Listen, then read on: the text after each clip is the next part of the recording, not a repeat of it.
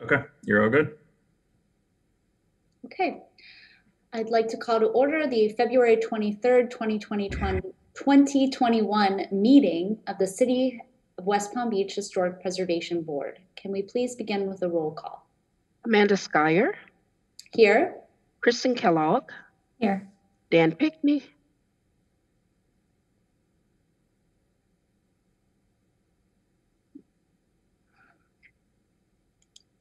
Gabriel Jaslowski.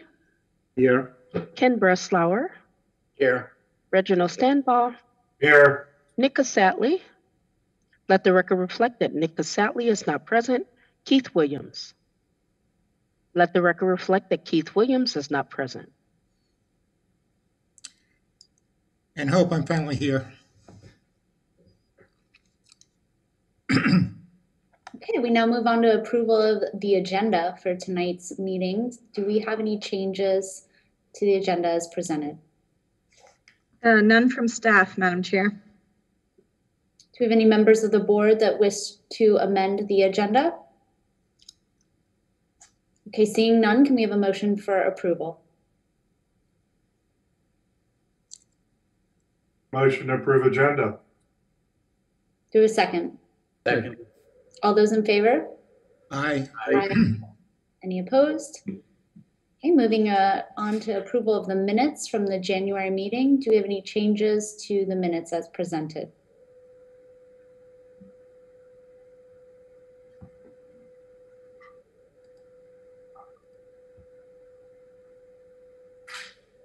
Okay, seeing none, can we have a motion to approve? I move that we. Go ahead. I move to approve the minutes for the January Historic Preservation Board meeting. Do we have a second? Second. All those in favor? Aye. Aye. Any opposed? Okay, motion carries. We now move on to the report of the Historic Preservation Planner. Good evening, board members. Staff has reviewed 81 level 1 applications, 2 level 2s, and completed 33 zoning reviews since your last meeting. We also have several items that'll be going to City Commission for designations in the next couple hearings. So that's exciting. That's all I have. Great, thank you. We now move on to remarks of the chairperson, and I have a script to read because this is a virtual meeting. So if you'll indulge me. Pursuant to Mayor Keith A. James's Executive Order number 2020-05 issued on April 2nd, 2020, the City of West Palm Beach's boards and committees are conducting meetings through media technology and have released the requirements to have a quorum of its members physically present at City Hall. On April 14th of 2020, Mayor Keith A. James issued Executive Order number 2020-09, which specifically provides the rules of procedure for conducting city meetings, including requirements of quasi-judicial hearings. To ensure the ability for the public to continue to participate in this public hearing, it is being streamed live and available for viewing in the City Commission chambers located at City Center, 401 Clematis Street, on the condition that social distancing be practiced. Additionally, for those wishing to access the meeting remotely, they are able to do so directly through the applicable Zoom webinar link, as well as the city's usual media channels, including WPB-TV 18, the city's website, and the city's YouTube, Facebook, and Twitter feeds. Anyone from the public who would like to provide comment on an agenda item is able to do so through the following.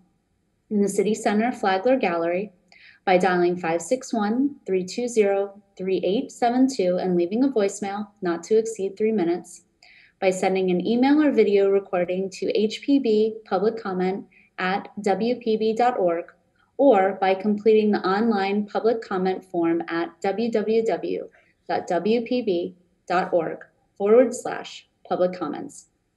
Those accessing the meeting directly through Zoom may also use the Q&A or raise hand features. Regardless of method, please be sure to indicate the agenda number or case number for which you are providing comment. Everyone providing testimony must have video capability and will need to be sworn in. The swearing in will occur at the start of each case on the agenda. If you are about to provide testimony and were not sworn in, please be sure to indicate such and be sworn in before offering your testimony. After the applicant presents their case, staff will provide a presentation, and then the public will have an opportunity to speak or have their comments read into the record from previously received correspondence. The board will then go into executive session. Prior to rendering a decision, the board will confirm no additional public comments have been received by staff. For the members of the board, it is emphasized that Florida's sunshine laws are applicable, and you may not use the chat feature or any other form of individual communication to discuss matters with the board members, the applicant, or the general public during the meeting. Thank you. To lead into this, we need to let those in attendance know if anyone on the board has had any communications about tonight's agenda outside of this meeting. And so this evening, we're going to do something a little bit different. And I'm going to read off each person's name on the board. And when I read your name, please declare your ex parte. Ms. Kristen Kellogg. No ex parte communication. Mr. Dan Pickney. No ex parte communication. Mr. Gabriel Jaroslavsky. No ex parte communication. Mr. Ken Breslauer. No ex parte communication. Mr. Reginald Sandbaugh. No ex parte communications. And I believe Mr. Casatli and Mr. Williams are not present. Is that correct? Mr. Williams has joined the meeting. Oh, great. Mr. Williams. No ex parte communication. Okay. Amanda Skyer, I did speak with Ms. Mittner about the cases on tonight's agenda, but I can make my decision based on the evidence presented. Okay. We now move on to the public comment portion of our meeting. Is there anyone present that would like to speak on an item not on the agenda? Madam Chair, I don't see anyone who has expressed interest in a non-agenda item. Okay, thank you. We will now move on to our first consent case, well, our only consent case. Can we have a motion to approve case number 21-10?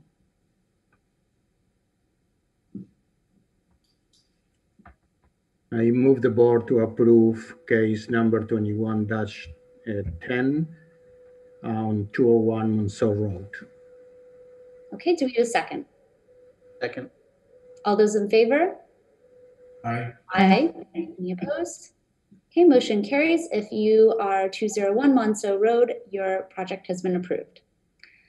We now move on to case number 20-71, 2020 North Sapodilla Avenue. Can we please swear in our speakers for this case, please?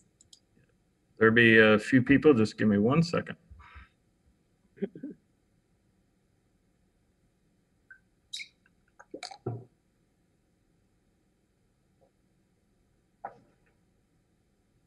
Okay, that should be everybody. Okay, if everyone offering testimony, unmute yourselves and raise your right hands, please.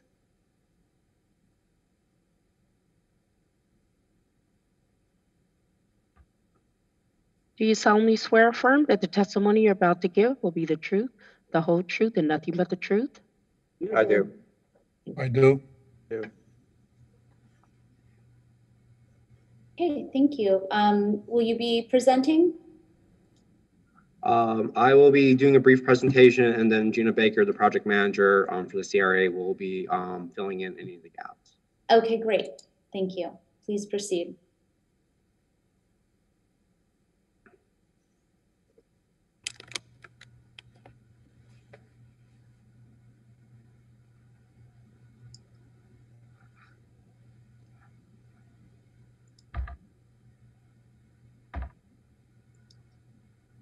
All right, this is for 1220 North Sapodilla. This went to the board in November regarding demolition of the 4 structures on the property, which were approved with conditions.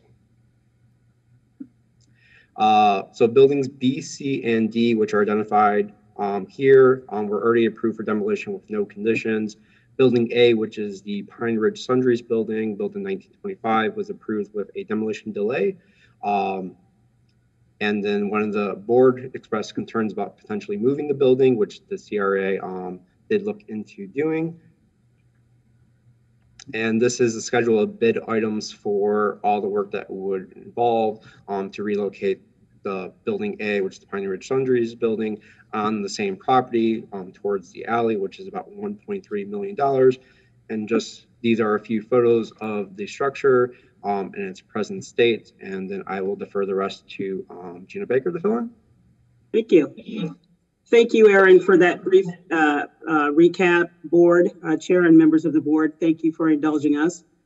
Just to add a little bit more, as you all recall, you did ask this agency to do some due diligence and make a determination as to whether or not it was feasible to actually pick up Building A and move it back approximately 10 feet and restore it to its most recent and most best condition.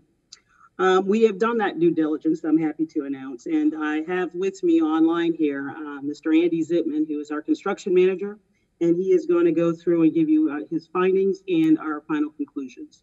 Mr. Rook, who is the executive director, is also online, and I'm sure he'll be able to answer any questions once we get to that point. So with that, Andy, if you want to go ahead and it doesn't look like you need to share your screen, but you can just go ahead and give us the overview of your findings. Well, what you see over there is the cost estimate that I have prepared based on findings from an engineer and architect, and including a reputable building mover, removing the building 100 feet south. And this is the cost that we have to occur into bringing the building to its new resting place or new proposed resting place.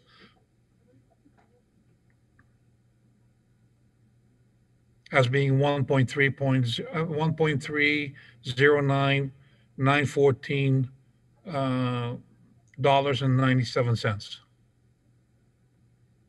So, and with that, and what is the conclusions, Andy? You can go ahead and give them that. The way the CRA has determined that we are unable to fund this project, and we believe that the funding can be more applied to the new zoning, historical zoning preservation board, to make sure that everything that we're doing over there will be more applicable to all the funds within the CRA district and the city of West Palm Beach. And Mr. Christopher Rogue is with us. Yeah, if I could just jump in quickly. Good evening, board members, historic preservation staff, and thanks for your consideration of this matter tonight. You know, we're very much cognizant of all the historic properties that are in this area of the CRA and in our city. And, you know, we looked at this one really closely and did our best to do an assessment of something that we thought could be, you know, could be feasible. However, you know, when we're looking at a $1.3 million price tag, it's extremely high, to the point where it could be the detriment to not only other projects in the historic Northwest, but also some other projects that we're currently working on that are also historic preservation projects. So there's a couple of things that I do want to note. One is that there are some other projects that I think we will be bringing forward to you here shortly that will also be historic preservation items that we could use that $1.3 million for, that would have more of a preservation impact for you to consider. And then secondly, we are embarking on a comprehensive historic preservation plan that I think would sort of look at the entire neighborhood collectively, and also garner some historical feedback from our community members to really bring forward an all comprehensive plan that you all can consider as well, that we could then fund without any, in a more collaborative way. So just, I wish this price tag was a lot less, because we would be open to doing that. But unfortunately, the costs are just prohibitive, and the opportunity amount of what we could do with that money, I think could go to a much better use for historic preservation purposes in the historic Northwest. Okay, thank you. Do we have any questions? Members of the board, do you have any questions on what has been presented?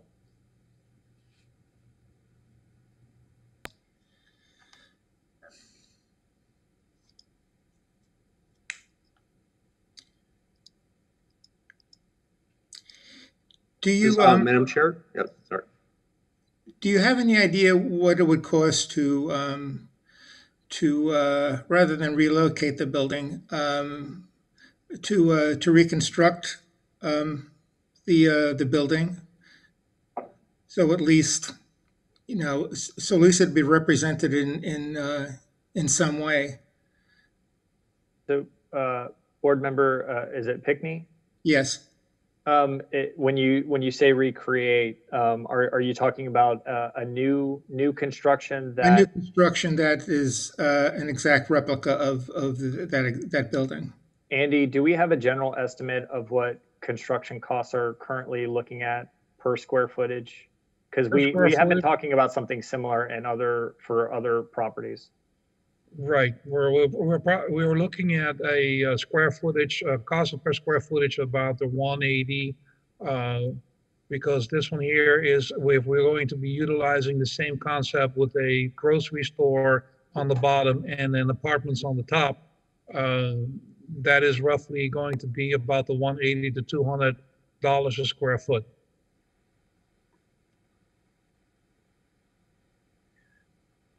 So I don't have the square footage hot on my hands, but if somebody did quick math, you could probably get a rough estimate of.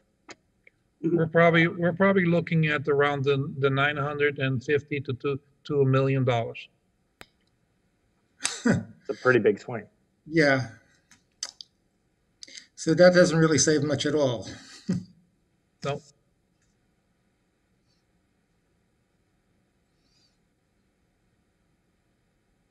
Any further questions? What is the overall budget for this project, and what percentage of moving the building would that account for? So are we talking about like 10% of the overall project cost, or can you just give us some estimate? Well, board member Kellogg, we don't have a budget item for this project, which is making it cumbersome to actually move. Are you referring to the cost of? From when we looked at this project a few months ago, I believe this was part of a plan for the area, you know, for several buildings around it. So the overall cost of what you're looking at to do for the buildings around this. So if I could jump in there real quick, this is Gina Baker for the record. The purpose of us removing these buildings is in anticipation for expansion of the Palm Beach Lakes Bridge. There has been some conceptual massing studies done, but we don't have any real projects slated at this point for replacement on those sites.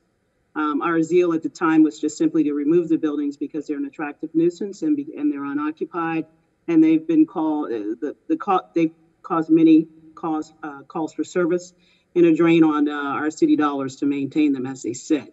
In fact, we're combating with vagrants as I speak to you today.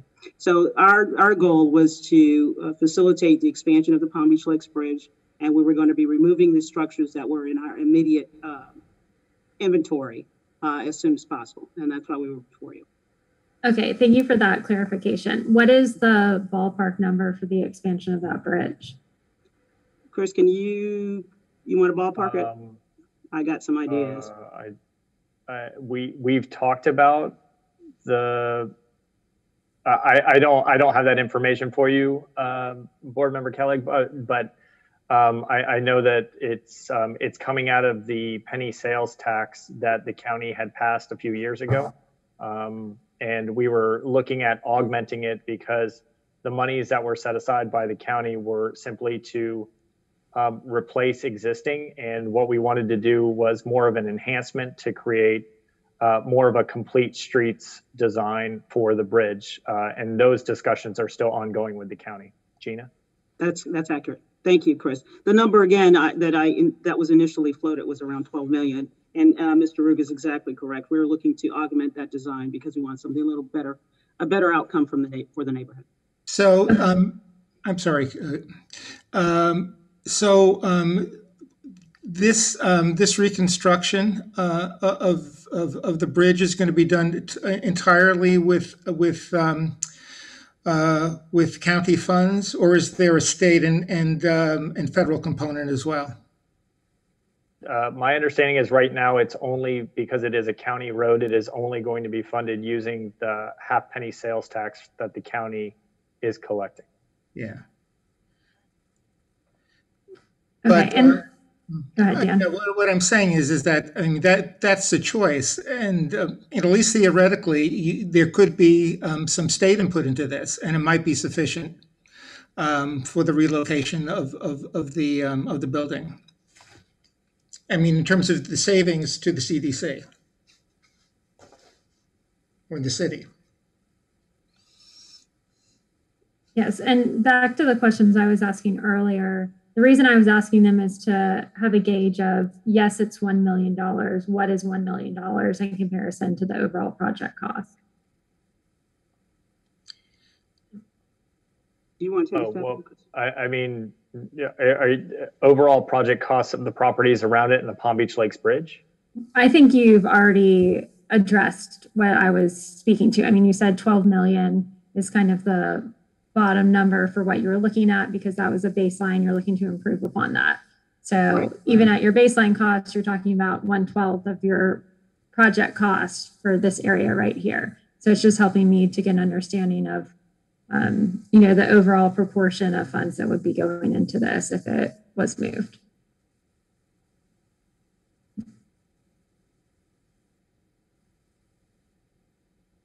No, it's not a question. Thank you. Any further questions? I don't have a question. I just have a comment. I think I asked this question in the meeting before last, but isn't this going to be an issue further down the road as the bridge gets worked on? Aren't there other buildings, historical buildings, that'll be affected by this construction? I'm going to defer to Aaron real quick and or Mrs. Midner. I don't think we have any contributing buildings outside of the buildings that are in our inventory. Am I accurate on that, Frederick or Aaron? Going so for this particular block, say it again. For this particular block, there are at least 2 other structures on the block that would be impacted by the bridge expansion, and at least one of them is a contributing structure. Is that on which side of the railroad tracks is that building on? That would be on the west side. So it would be roughly, there's the small house that is next to the blue building that was non-contributing. And then there is another apartment building, which is also blue, which is much closer to the bridge that would have to come to the board for demolition as well. But neither one is in your ownership, so I think that's why you didn't proceed with an application at this time. I'm sorry, Frederick, you broke up. Could you repeat? I do not believe either one of those is under your ownership. That's why you didn't proceed with an application at this time. That is correct. We do not own those buildings. But I believe you stated in the last meeting that you're working to perhaps relocate the owners of those properties. Yes, or we will end up probably in an eminent domain situation because one of the owners, it's their actual homestead. It's a non-contributing structure, single family house, and it's homesteaded. And so far, they're not really interested in having conversation with us at this time. So we may have to rely back on the county for their eminent domain process if it comes to that. And so potentially we may see you in some point in the future when you acquire that other contributing property and the non-contributing one. Well, let me just be clear. I don't believe the house I'm speaking of, which is the single family homesteaded one, is contributing. Am I accurate, Aaron? I do not have that information on hand right now, but the apartment building is contributing though. The blue apartment building? Correct. That is the one with the railings? That is not the one with the railings. That's the one with the corner windows. Okay. Okay, I think I know. Okay, gotcha. I wish we had a site map, then I'd be more clear. I apologize for that, Chair Skyer. Yes, that building also is, we have communicated with that property owner, but we have not reached a sell price at this time. And if it is in fact contributing, yes, we would be coming back to you for your approval for the removal of that structure as well. I guess my point was that whatever decisions made tonight, this sets a precedence for the future buildings. Well, can I? I'm not saying against it or for it. I'm just saying it's something, you know, we need to really think about here. Madam Chair, if I may. Yes, Mr. Roy. I do want to speak to the precedent issue because that is something that I think I'm very sensitive about, namely because the CRA does take historic preservation very, very seriously. And that's why I think the historic preservation plan is such a key component to not only these properties, but the entire neighborhood. Because of that, I'm concerned about that exact precedent. And even though that this project does need to move forward, that's why the planning process for the entire neighborhood will help us be able to properly budget and set a very clear path for exactly how we're going to move forward with preserving these plans, whether it's relocating buildings, saving locations, refurbishing buildings that maybe were demolished and building them back new with a historic flavor. All of that needs to be built into that historic preservation plan so that we have a very clear path forward for historic activities in this area. And is that preservation plan pertaining to solely the Northwest Historic District, or will it incorporate the entire CRA district, which I believe also includes Northwood Road? As of right now, Northwood Road is a different CRA area. So because, frankly, because of this issue, really started the conversation with the Historic Preservation Department about needing to have a very comprehensive plan. It is just going to be focused on the historic Northwest currently. If we did another historic preservation plan that included other areas of the city, obviously I can only fund areas that are within the community redevelopment area boundaries, but those would be additional initiatives. We have a lot of assets in this area, and we also have a lot of resources that I think could help come up with a very good plan. So I would want to start here and then look at expanding other plans for other areas in the future.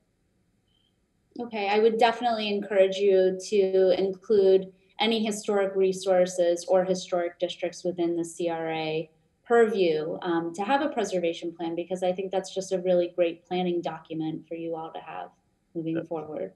Could not agree with you more. As far as you're basically taking over the whole block south of the current bridge, correct? Just that area immediately adjacent to the access road to the alley, right? And what are, sorry, go ahead. Yeah, anything north of or south of the alley, we have not acquired at this time. Okay. And do you have you envisioned, or do you have any ideas of any adjacent development to the new bridge? We provided to you a massing study that was done by one of our pool architects. I don't know that they still have that just yet, but that was just us looking at the area both on the north and south side of the bridge, but we don't have anything that is written in stone right at this moment. Madam Chair? Yes. So the most development opportunity or private development inquiries that we've gotten are on the east side of the bridge in the Brailsford Park area. Currently, that is all owned by a single developer that is very interested and very concerned about the design of that bridge because they are planning significant development activities, but also preservation of existing buildings, and they want to make sure that it's done in a coordinated manner. Is that Ned Grace? That is correct. Okay. So they did purchase all of those properties from Quadrille to Palm Beach Lakes? Quite a bit. Okay. Okay. I'm just wondering if, you know, if there's, you know, how can we ensure that this part of the history of the neighborhood is not erased with the demolition of these buildings? I mean, obviously, you've made a strong case as to why what we asked you to explore cannot be executed, and you know, financially, I can see how there are limits to the feasibility. But how do we ensure that? I mean, the vernacular character of this area, it is somehow brought forward in whatever development, you know, comes about later on. I know it's a little far out, but I mean, do you have any suggestions on how we can ensure that this site is not erased in whatever new development occurs? Chris, you want to take a stab at that, or? I can't. Well, I mean, I hate to sound like a broken record. I mean, I think that goes back to, you know, the planning aspect of, you know, for the historic plan that I think we want to embark on, because it's really difficult at this time to say, how do we maintain the character when we know that the bridge is going to be redone. The bridge is going to have, you know, its design somewhat, we have some influence over that, but frankly, it's a county project. But, you know, at least we do have the properties under our control, where knowing that if we have space left over, and we know that we will after the bridge is done, we will be able, under, you know, that plan that takes into account buildings like this, to recreate it the best that we can in a way that's modern, yet acknowledges the historic spirit of the area, because we hear that frankly from the community anyways. Mm-hmm. And not only that, but also, you know, ensuring that the economic development goes along with the historic preservation and the redevelopment of the area, because folks and community interests in this area want to see more small business development support, like the ones that were in the pictures of the of this historic building. I mean, you know, I think all of them would like some type of small business opportunity, and that plan, you know, along with the yeah, I mean, the sundry shop is a prime example. I mean, if we could modernize the building in a way that acknowledges the historic preservation, or the historic aspects and the historic spirit, while still building in the economic development and having the small business grants and everything that support businesses that go into new buildings like this, and it's designed around the new bridge in a way that's complementary and acknowledges the street, a lot of, you know, similar to a lot of the things that we're doing with Tamarind Avenue and other parts of the historic Northwest.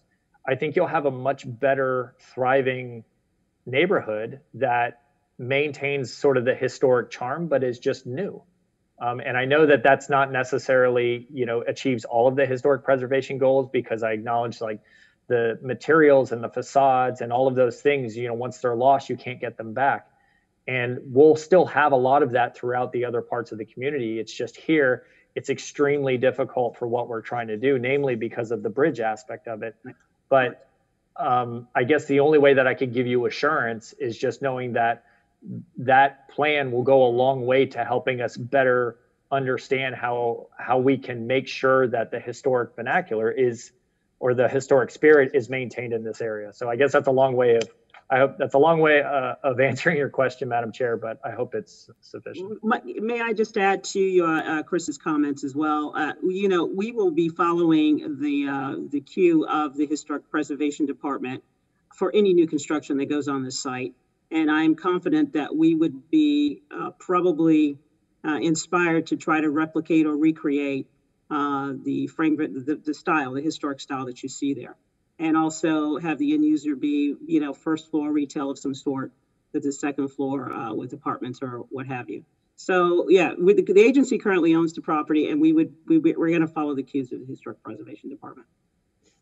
I just have a comment. So what you're saying, Christopher, is to demolish the building and rebuild a new one, and not relocate it. Is that basically what you're saying? In a more modern way? What I'm saying is that we need to understand what's going to happen with the bridge. Mm-hmm. And then once we know how that bridge is going to be designed and we know the timeline of it, we can then plan to, you know, try our best to sort of recreate around there. I mean, I don't want to make any, promises here because I mean, when we start getting into the planning aspect, especially with the historic nature of it, there may be a lot of other things that acknowledge historic structures around the area that may fit better. But I think you have the commitment, at least of the CRA staff, that we will do our best to make sure that whatever is put in its place acknowledges all of the historic buildings that were there prior in some form or fashion. And it would be a plan that we would want to do in coordination with the historic board. Absolutely. Let me throw one more thing in there. So although it's not in front of us today, it's going to come in front of us is the second building, most likely. What if we were to mitigate and say that, now you have a second building coming, and we were to spend the money and move this building and salvage it? Is that something you guys would consider? I'm just throwing it out there. I don't have any money to move any buildings at this point.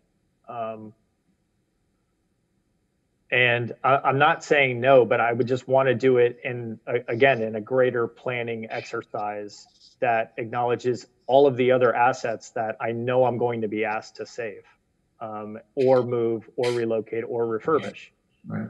And it's just really hard to do this on sort of a spot by spot basis. And that's why it would be really great to just have that plan in place so that then I have a very clear path of what I need to do. So would the reconstruction someplace down the future, would that be private sector funds then? Would a developer come in and say, okay, I want to build in the district? Not necessarily. I mean, it could be another CRA project. It could be some type of public-private partnership. There's lots of ways that development could occur. Yeah, I was just concerned that, unless your guidelines for the district were kind of strict, so that private sector people coming in knew what they were getting into, you wouldn't have a quibbling someone saying that, well, I really can't do what I envision with that particular building design, something like that. Well, I mean, again, I think that would be something that we would want to, sit down with the planning department and talk about, zoning regulations and things like that to, similar to other historic districts around the city. I mean, you have some flexibility, but you still have historic guidelines that you need to abide by. What is the timeline for the completion of the preservation plan? So the idea is that we get the RFP on the street in the coming months. We actually have some folks that were identified that we think could actually start the plan. One woman, I think, initiate or just finished the plan for St. Augustine. So we have a list of folks. I have Frederic has been very generous and actually started a scope of what we could actually put out onto the street. So we have an applied anthropologist that is currently under contract with the CRA.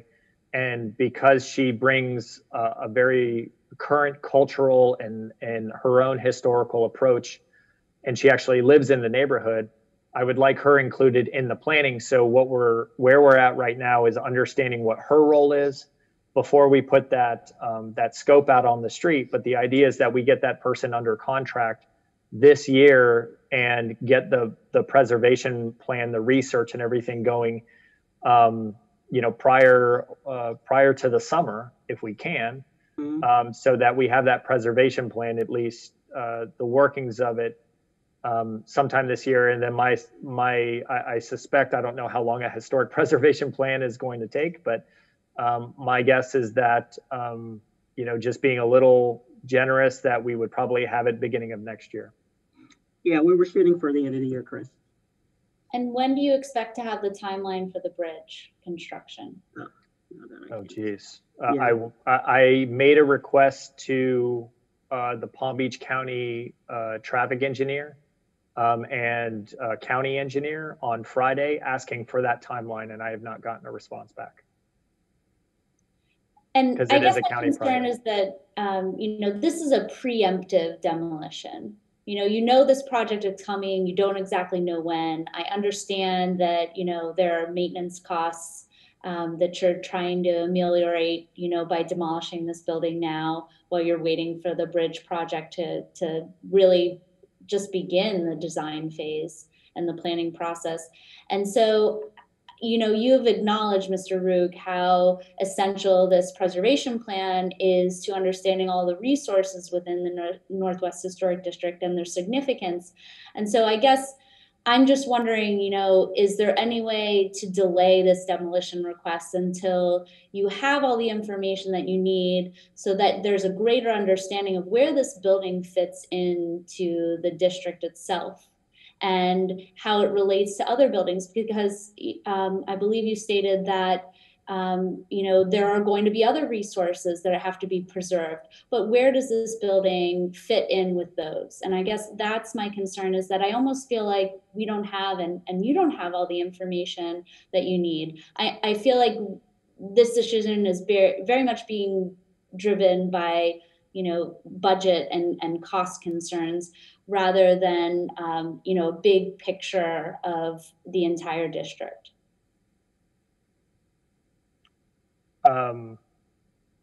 Yes, but at the same time, I do have to acknowledge the fact that the bridge is going to be redone, and this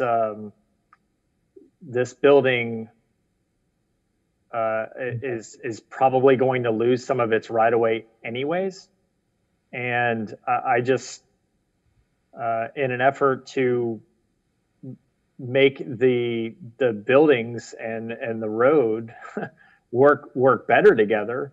I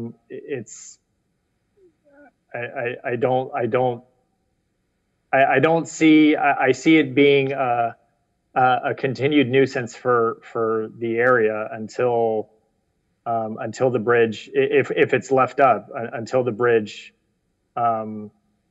is planned out. And then at that time, I still think that you're going to see the bridge the bridge is going to require that structure to come down.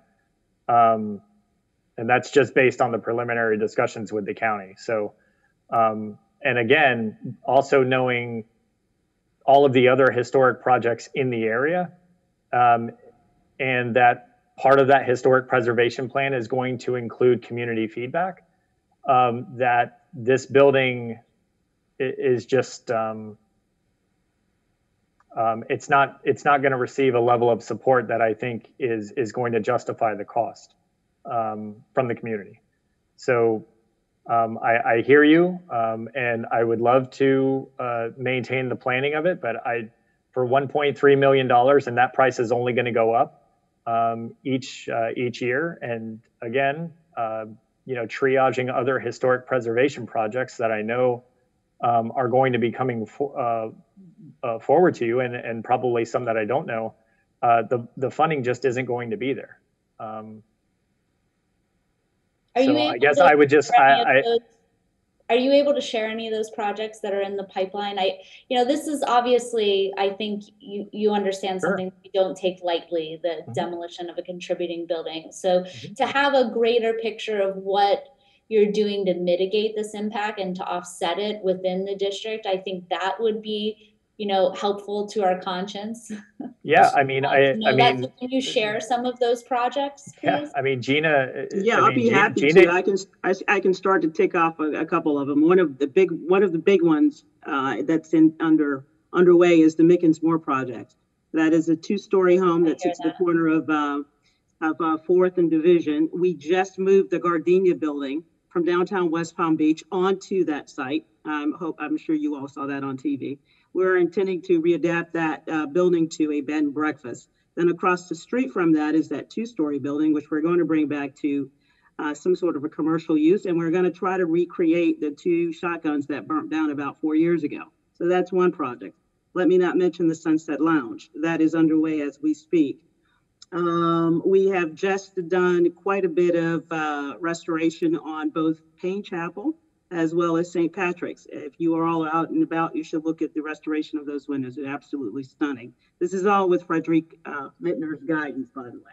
We are also about to do 311 North Sapodilla. That was known as the Bowser Inn. The current occupant has been there for about 20 years. She lives on the second floor, and her husband's a chef. So he's wanting to bring his business back to the historic Northwest. So we are in the process of helping them get that project underway. And that'll be a full restoration of the Bowser Inn. I just keep going on and on, but those are a handful. And then the other thing too, Madam Chair, I mean, we're currently, in discussion with the property owner on 6th and Douglas. There's 6 shotgun homes that we're trying really, really hard to save. And that I know that project is not going to be cheap. No. And I have my eye on it because I think that is something that we can address some affordable housing goals. That is very much a priority for the mayor and city commissioners, as well as maintain some the historic nature of those projects. And frankly, those are in really, really bad shape, and they're going to be very, very expensive if we can save them at all. But that's one that we're going to try really, really hard to salvage. Right, and just let me finally add that 7th Street, which we are affectionately referring to as the Sticks, a while back you all gave us permission to remove some of the shotguns, I think 3 or 4 of them, in exchange for restoring the one that's closest to Queen of Sheba. We are about to start that project on March 3rd, which means we're going to pick the building up, shift it over, and restore that building so that we have an example of that style along that particular corridor. So that, in fact, is underway as we speak. Madam Chair, just to interject with a previous question of yours, for a bridge reconstruction project, or relatively small reconstruction projects like that, I think the national average from the time that the project is approved and the money is there and we are saying go ahead, it takes at least 5 years, 5 to 7 years. It's crazy time. You wouldn't think it would take that long, but that's what happens. Let me just interject if I may. Transportation planner, weren't you, Mr. Pickney? I'm sorry, I'm finished. That's it. May I ask, what is the budget for the demolition for this building? Andy, do you have the numbers? We don't have a budget for this building. We have a cost. You have a what? A cost? We have a cost. Yeah, we haven't budgeted any money for this structure at all. Well, my question is because if it's going to take $1.3 million to demolish it, to relocate it, there is some money that will cost you to demolish it. So right. Really the cost is the delta. The extra cost would be the delta. Andy, we can't hear you. You're muted. Yeah. Sorry about that. Madam Chair, if I may. The cost to demo the 3 buildings that were on the property right now is $15,807. That does not include this building here. I would say due to the fact that the building square footage is similar to the building on the south, I would assume that is probably going to be another $5,000 on top of that. Wow, I thought that was much more than that. That's very. No, the whole building is wooden structure. There is no the only thing there is a foundation that is concrete, and the rest is all wood in a terrible water damaged state.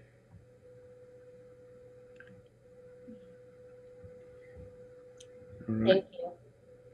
You're welcome. Do we have any further questions? Okay, we'll move on to public comment. Do we have any members of the public?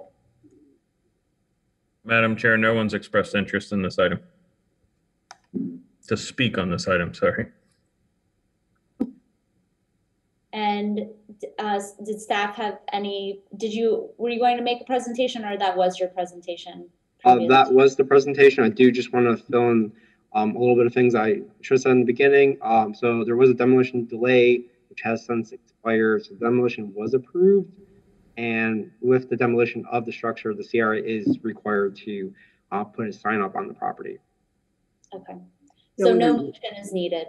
And new construction would require Historic Preservation Board approval for any of the properties on that block because it is still going to be within the historic district. Okay. Well, I do appreciate your time this evening and your due diligence, Mr. Rube, Mr. Zitman, and Ms. Baker. You know, as I said, this is not something that we take lightly, and I don't think that you do either. And I understand that this is an important project to not only the immediate community, but the entire city. So I appreciate, you know, everything that you've done to explore other options. And it is great to hear all of the other projects that are going on. And we do look forward to, you know, perhaps getting updates from Ms. Mittner about how the preservation plan is progressing. And I hope that you will look into doing some of the other areas within the CRA district sooner rather than later. We will. Thank you. Thank you very much. Okay. Yeah. Well, that's kind of a sad note. We do have 2 designations, though, coming up. And so our next case is number 21-08, St. Anne's Catholic Church Historic District. Thank you very much. Okay, there'll be a couple people. Just give me 1 second.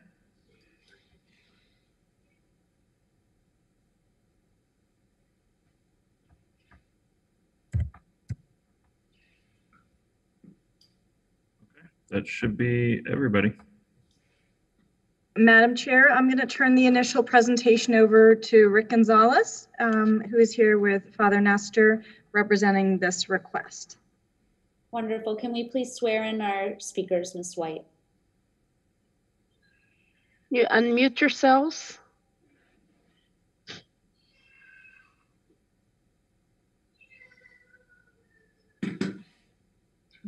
Raise your right hand, please. Do you solemnly swear or affirm that the testimony you're about to give will be truthful? I do. Okay, please proceed. Thank you. We'll get the screen share in a moment.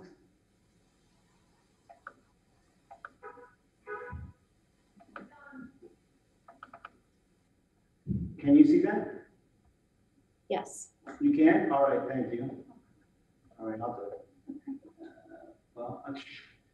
Okay, well, thank you. Thank you, board members, Madam Chair, and city staff, and West Palm Beach residents. My name is Rit Gonzalez. I'm the president of Rit Architects. And with me here in the office, I have my project manager, Christine Merrill. And we're going to have a short PowerPoint presentation for you. We're very excited about being here again today.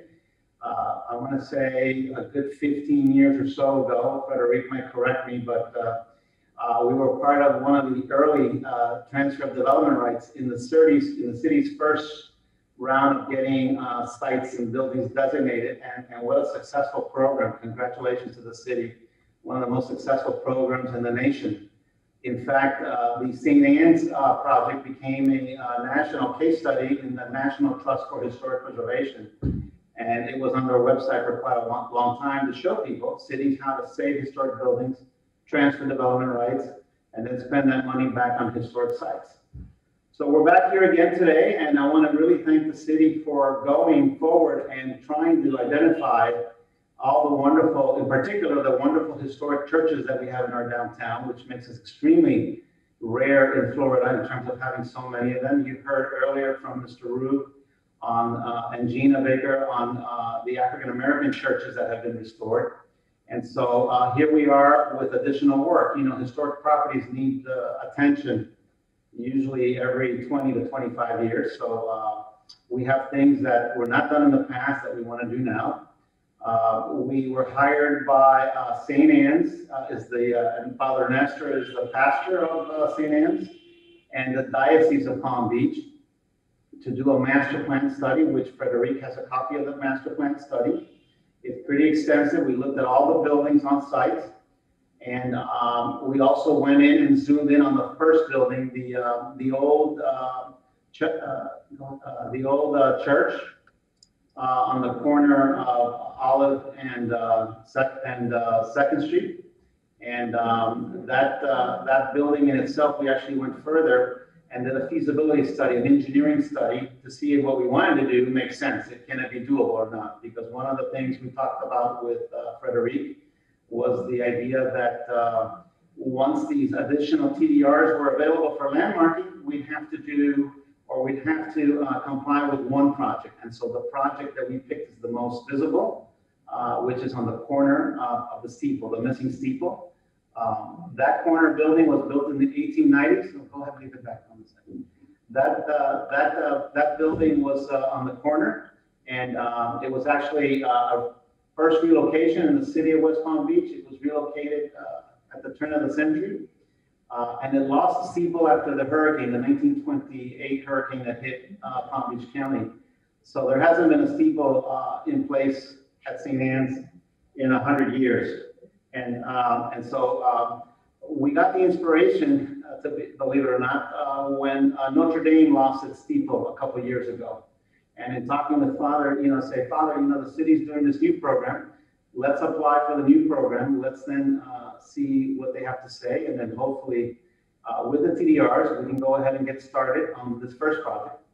But at the same time, we prepared a master plan that could be accomplished as quickly as we get additional funds, so that other portions can be done in a couple of years, or 5 years, or 10, or 20 years, but at least we have a master plan for the entire site. There's only 2 historic districts, as you well know, downtown, this block and the 500 block of Clematis. And there's the hybrid conservation district on Clematis. So we really don't have a lot of historic areas, and I commend the chairwoman for asking the CRA about doing historic preservation studies in the city. I've been here 35 years, and that's the first time that I've heard the CRA acknowledge that they are amenable to doing preservation studies in our city. So kudos to the CRA and the city for thinking like that for the near future. So going back to our project, you have a copy of the master plan, you have our buildings. We have a total of 10 projects on the site. We have the office, which we call the historic chapel on the corner. That's okay. The rectory, I'll tell you when. The rectory is the building adjacent that was donated by Henry Flagler in 1913, the materials to build it. The office, the rectory, and the church, the first 3 projects, we actually did the initial restoration back in the late 90s. So they're the ones that need attention now. And then the church, some cosmetic work. As you know, the stained glass has been protected, and the building's in good shape, but there are some things, inappropriate electrical and other things that need to be relocated from the primary facade. The school's a big project. The school is going to take some time to raise money for it. We have significant amount of historic windows, very large windows, and we've met with a window consultant, Jody Rubin. Some of you know her. She's done other work in the city in the past. And that element alone could be over $1 million. So that's long-term work. But there's other things. We'd like to make that school ADA accessible for the first time. So we'll show you a rendering of what we think we can do on the back side of the building, where we can do an ADA package. And then we have a couple of small ancillary non-contributing buildings, the pantry, the carport, the storage shed, the playground pavilion, and the monument side. Those would just be tucked, cleaned, and painted. And last, we're proposing, again, as money is raised, 1 more building. We have a canopy, which is item number 6 on the master plan, between the church and the office. And the intent would be to build a permanent structure that in the design of the slightly different, but following the design of the campus, so that there's a permanent structure instead of one that could blow away in a hurricane in the near future. Next slide.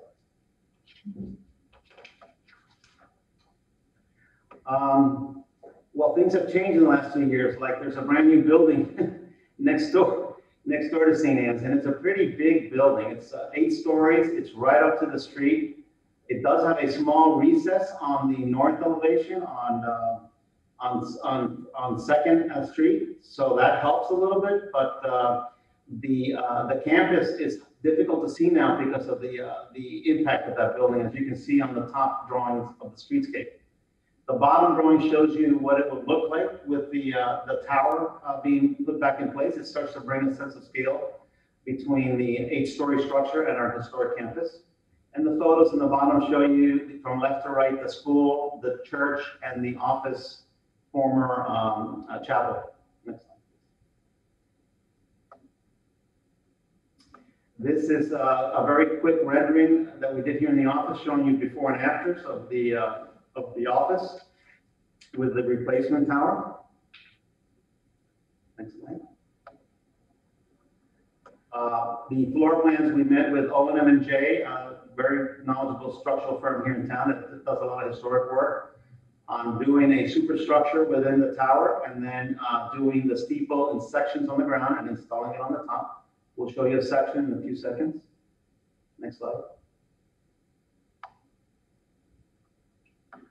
This is a floor plan showing the sections of the building, starting with the upper section of the framing, and then the 2 sections of the spiral that will be built and installed on site. And then the elevations. This is again the west elevation is the primary elevation, and the south elevations on the right of that. It's also a secondary elevation, and then the other 2 from the north side and from the rear. And here's the detail on the construction, how we would move forward with the constructability of this element. Bringing that back, the front would be inaccessible for a while while we built this new foundation and new structure up to the midpoint, and then the segmented spire would be attached with a crane and installed in place, finished. In regards to the other buildings, this is a shot from the east side of the campus, where there's a garden between the church and the school. And there's actually a walkway that comes out of the school. When there's church service, the children come out directly in a secured environment into the church through that garden. So next to it, there's room to do a 3-level ADA elevator package, which is what this rendering is showing.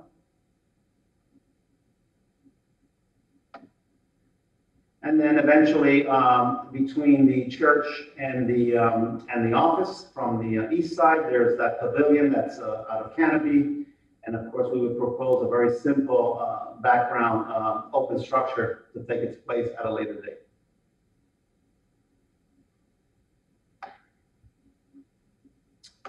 And there's our site plan in downtown West Palm Beach. And I'm here, Frederic and Amanda, to answer any questions that your board might have. Thank you. Thank you. It's very exciting to see the steeple. Thank you. Being restored. Do we have any questions? I have one question. So, Rick, is this steeple open all the way up to the very top, or is it stopped somewhere? I couldn't tell from the drawing. It's enclosed. It's inside the lobby of the church, of the parish office. Got it. But when you're inside the lobby, you look up. Do you just? No, it'll be a traditional steeple, so it'll be capped off, and based on the way that we have to rebuild it on site with the foundation, the steel columns, and the framing, all of that will be concealed. I think it looks great. Agreed. The landmarks program, this is so important for the city to give additional TDRs to important sites like this. And it's great to see St. Anne's taking advantage of the TDRs once again. It really was the trailblazer, the first project. So it's great to see it come full circle, and for them to receive some, I'm sure, much deserved and much needed funds to help care for these buildings. So thank you. Thank you. Is there a staff presentation or? Yes, a real quick one, even though it was Should we close this? already well covered. Let me just, there we go. Are you seeing that? No. Okay.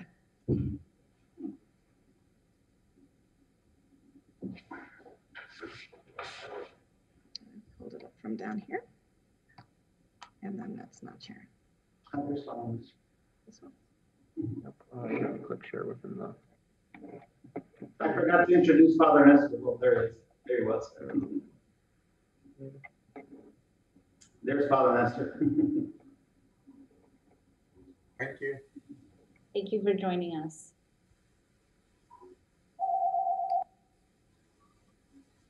I think he accidentally closed it. So. There we go.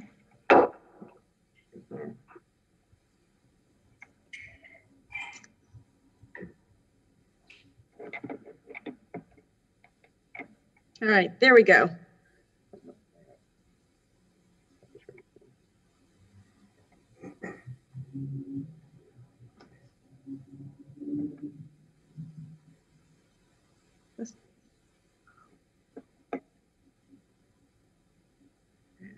Close that real quick.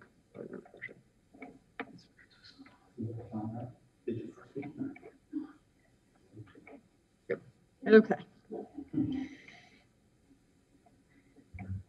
So I'll be very quick. Frederique Mettner, City Historic Preservation Planner, just reviewing a couple of the items that Mr. Gonzalez already presented to you. About 3 years ago, the Landmarks program was initiated to make the financial feasibility of some of our most important historic structures downtown more equitable. So the St. Anne's Catholic Church is actually already a local district, and now they are back for a landmark designation as a district. The site, as you saw earlier, is bounded by 2nd Street on the south, Olive on the west, and 3rd Street on the north, and Jose Marti Park to the east. These are kind of the key buildings. The 1895 church, the 1912 church, the 1925 school, and the rectory building of 1903. So those encompass the contributing structures as part of this district. And so the exciting part about letting them become a landmark district is, again, that accessibility to additional TDR funds for TDRs that they can then sell and receive funding so they can address maintenance issues. I've conducted a few site visits, and the church is aware of what minor site work they need to do for maintenance purposes. And then as the years progress, with no specific time frame, they will be rebuilding the steeple as the matching funds become available. So again, this is a landmark district designation, and it does meet our criteria in our zoning and land development regulations of section 9448A2 and the City of West Palm Beach Comprehensive Plan. And so we are recommending approval, and that you list the following findings of fact that we can then present this to City Commission for 2 readings to adopt them officially via an ordinance as a landmark district. Thank you. Great, thank you. Any questions?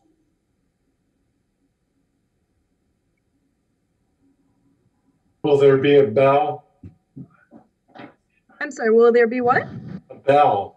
Oh, I don't believe so. Right? It's not the Harry, Rich.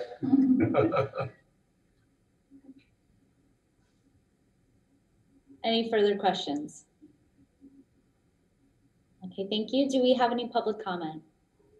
We did receive one email. I believe there was a bit of a misunderstanding of what exactly this meant, but Hope, would you read that into the record, please? This email comes from Alexander Golding. His subject is vote no for St. Anne's historical preservation requests. He says, I urge the district to reject the landmark designation of the St. Anne's Catholic Church Historic District located at 310 North Olive Avenue. This would A, limit the size of schooling available in the district, and B, create a distortion in the real estate marketplace that would hinder further development. This could be for profit or nonprofit development. For instance, a mega church could want to build there, or a school association that wanted to build a bigger school. For these reasons, I urge the district to reject the landmark designation. And that is the end of his comment. Okay, thank you. Any additional public comment? Madam Chair, no one else has expressed interest in public comment. Okay, we'll now move into executive session. Would someone like to make the motion with the following findings of fact? I will.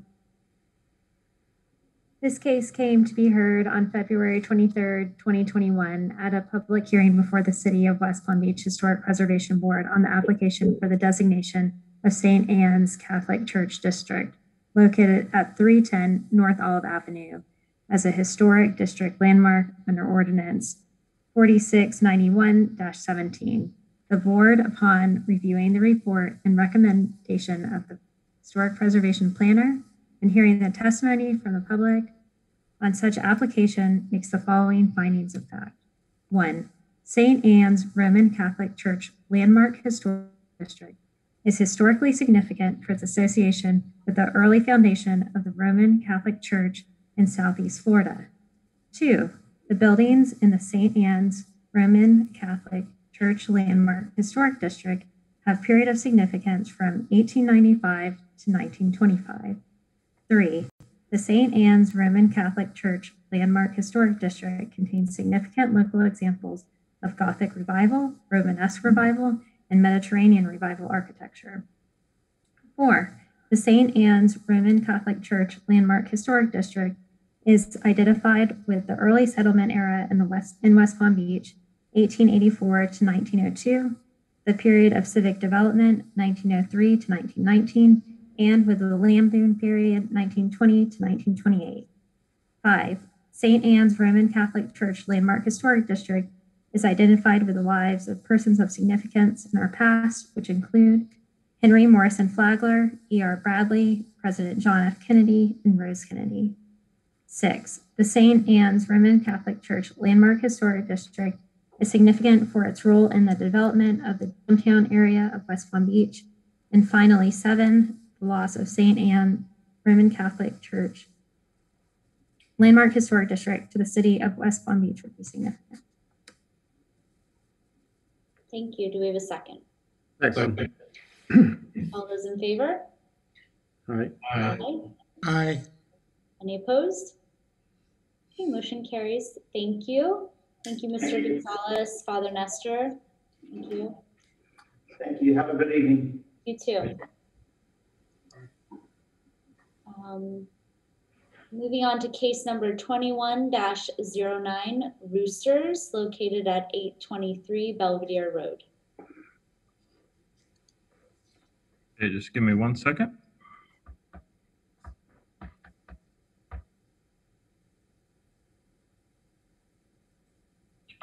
Okay, that should be everybody. So you have the whole applicant team there. You have the property owner, AJ, and Brian. I think I saw Julie on there that was going to speak perhaps, and Rick Rose. So AJ, Brian, do you want to present your request to the board, please? Hope we'll need to swear everyone in. I'm sorry.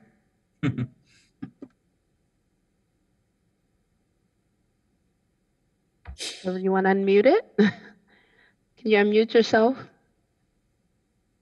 AJ, unmute yourself. I'm sorry. No problem. Do you solemnly swear or affirm that the testimony you're about to give will be truthful? I do. Yes, I do. Thank you. I do. Frederic, Madam Chair, Brian Chuckus, I Plan and Design. I think Mr. Wasson will do a brief presentation to explain to you our request before you this evening. And if there's any technical questions that you need answered, I am here available to do so. Great, thank you. Please proceed. Right. Madam Chairman and members of the West Palm Beach Historic Preservation Board, thank you for consideration of our application. People who are not gay or lesbian may not understand the significance of bars to our community. In the 1980s, when Roosters first opened, and even today, gay bars are community gathering places where people can feel safe, feel accepted, and feel welcome. For people questioning their sexuality, feeling different, not knowing why, gay bars are a safe place to meet people and understand themselves. When the AIDS epidemic first started affecting the LGBT community in the 1980s, we had nowhere to turn. Our government ignored the pandemic, but Roosters was a local place where people could come and learn about the disease, how we thought it was transmitted, and what precautions to take. At the time, there was no Found Care, which was formerly CAP's Comprehensive AIDS Project. There was no Compass, the Gay and Lesbian Community Center of the Palm Beaches. There was no place to go for help or information. We helped to fill that void. Roosters raised money to feed, house, and comfort those affected by the disease. For any business to maintain its significance for 37 years is a notable feat. For a gay bar, it is almost unheard of. Roosters is the oldest bar in the state of Florida. But even before it was Roosters, this site has a history in our community. In 1985, Gene Greeter, who owned a number of gay bars in West Palm Beach, opened the gay bar Turf West at 823 Belvedere Road, placing this location in the history books alongside other historic gay sites like New York City's famed Stonewall Bar, the epicenter of the gay rights movement and a national historic site. I was one of the original bartenders at Roosters when it first opened. My best friend, Bill Capozzi, who opened Roosters, wanted to give his manager one night a week off and asked me if I would be willing to be the Sunday night manager and bartender. I did this for a few years before my work commitments no longer allowed. When Bill contracted pancreatic cancer in 2005 and knew his days were numbered, he could have sold the building to anyone, but he chose to sell it to me. He didn't understand Roosters' place in the community. It was more than just a business. It was a social place, a special place for our community. Over the years, Roosters has raised hundreds of thousands of dollars.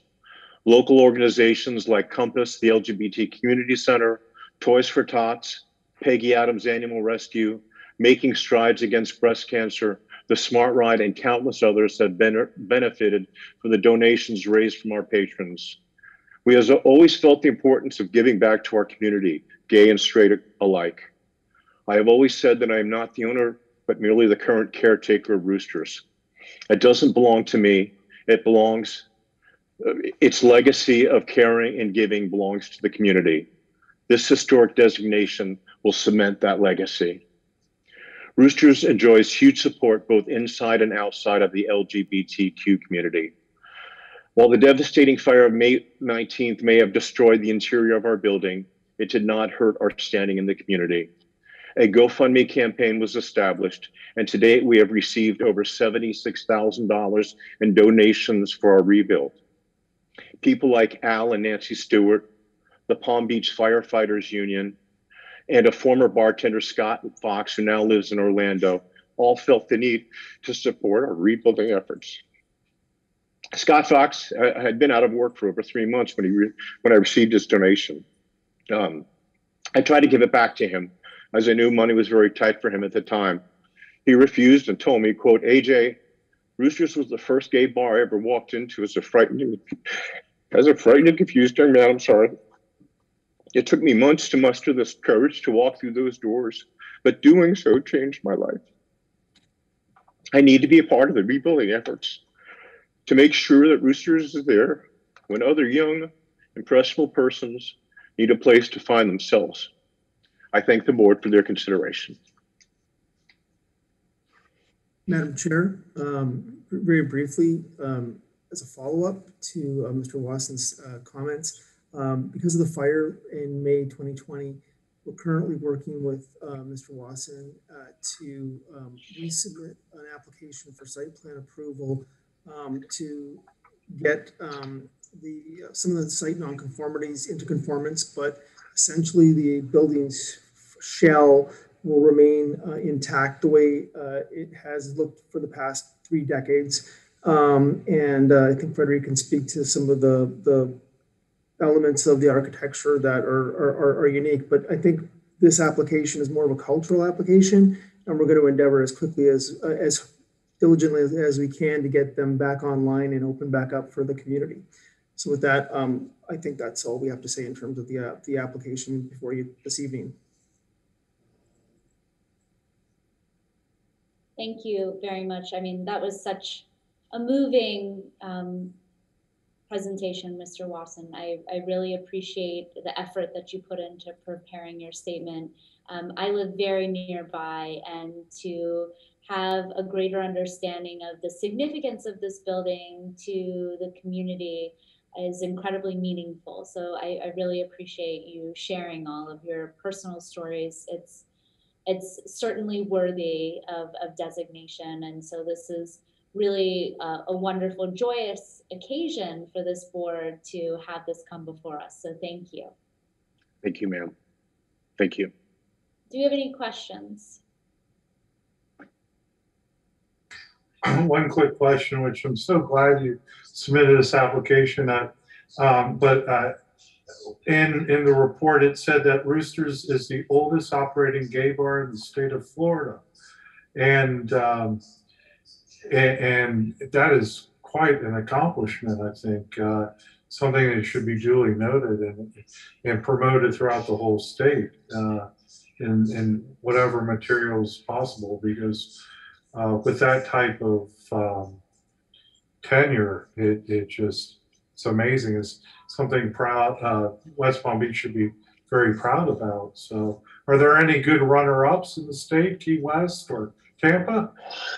I'm really not aware of any runner-ups. There was a bar in St. Pete that closed a number of years ago that used to be the longest running, and that closed about, I want to say, 3 or 4 years ago.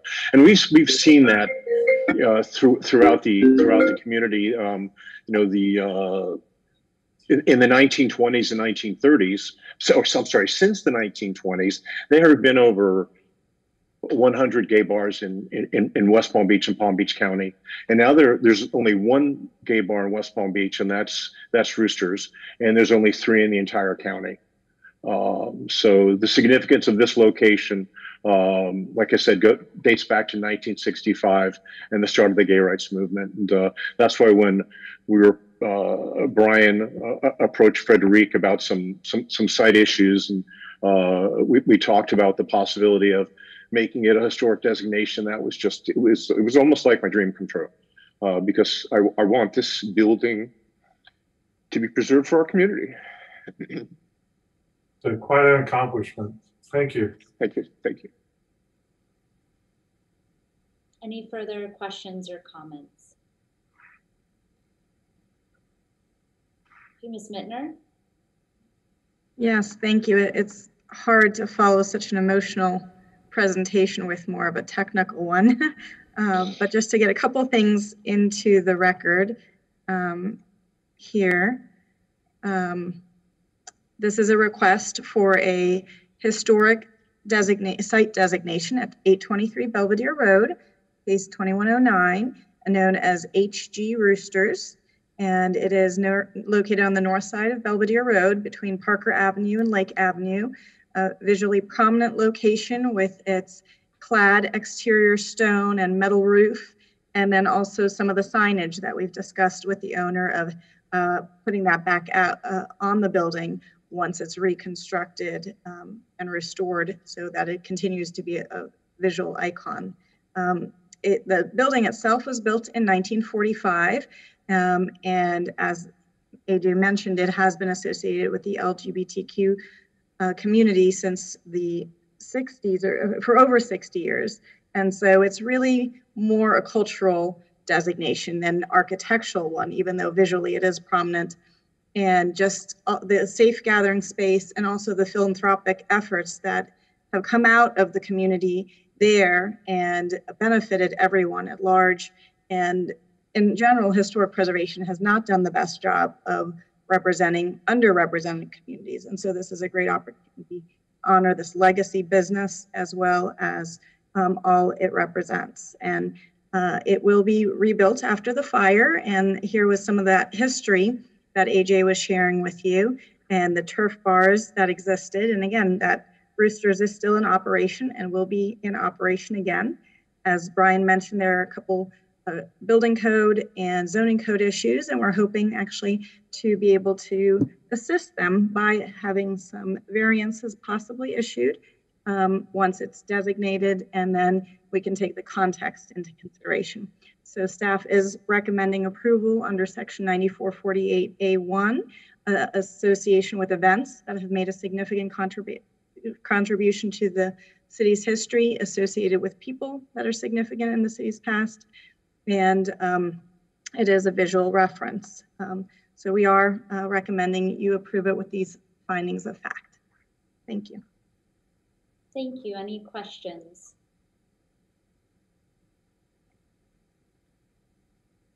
And I do know there's several people from the public who would like to speak. Okay, great. So we'll move on to public comment, please.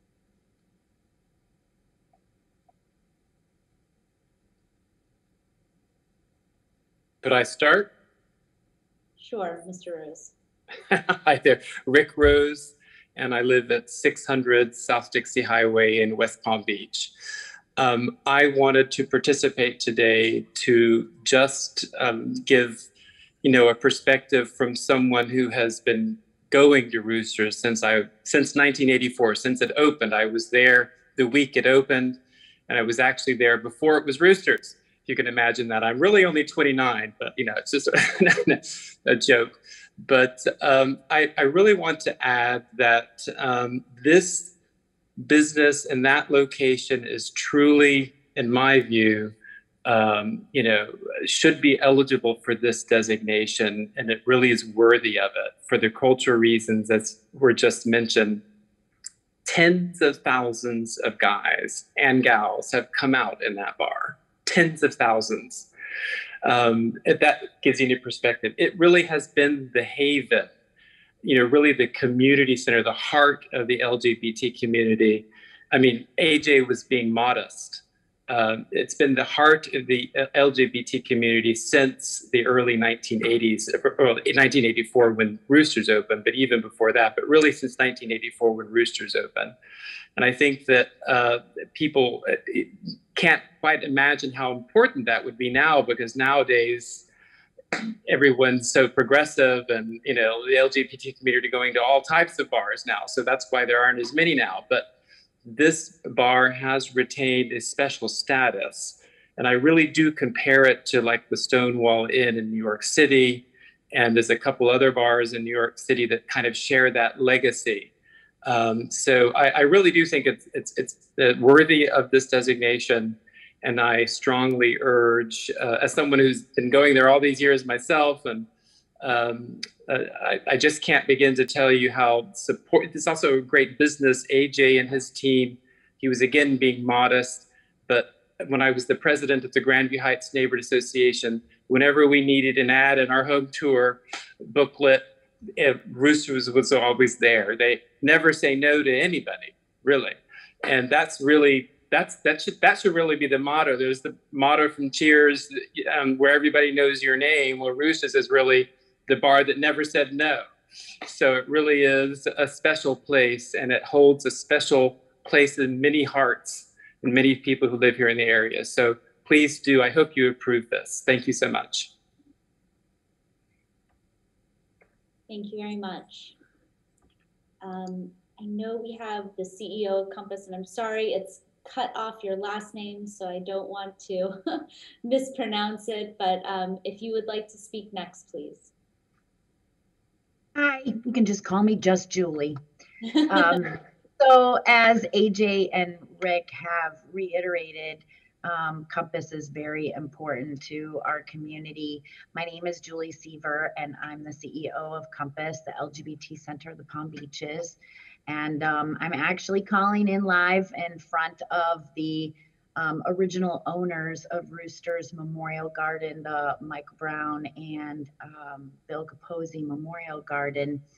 And tonight is really important, and I thank you so much for hearing out this amazing team. long before Compass, Rooster served as our community center, as a safe gathering place for our chosen family. And as both of these gentlemen have said, Roosters is our Stonewall. I first came to know Roosters a little bit later in 2006. And it was very evident early on that Roosters was so much more than just a bar. Working for Compass, it always brought me great joy in working with the Roosters family, because we've raised so much needed funds for so many different charities and causes over the years.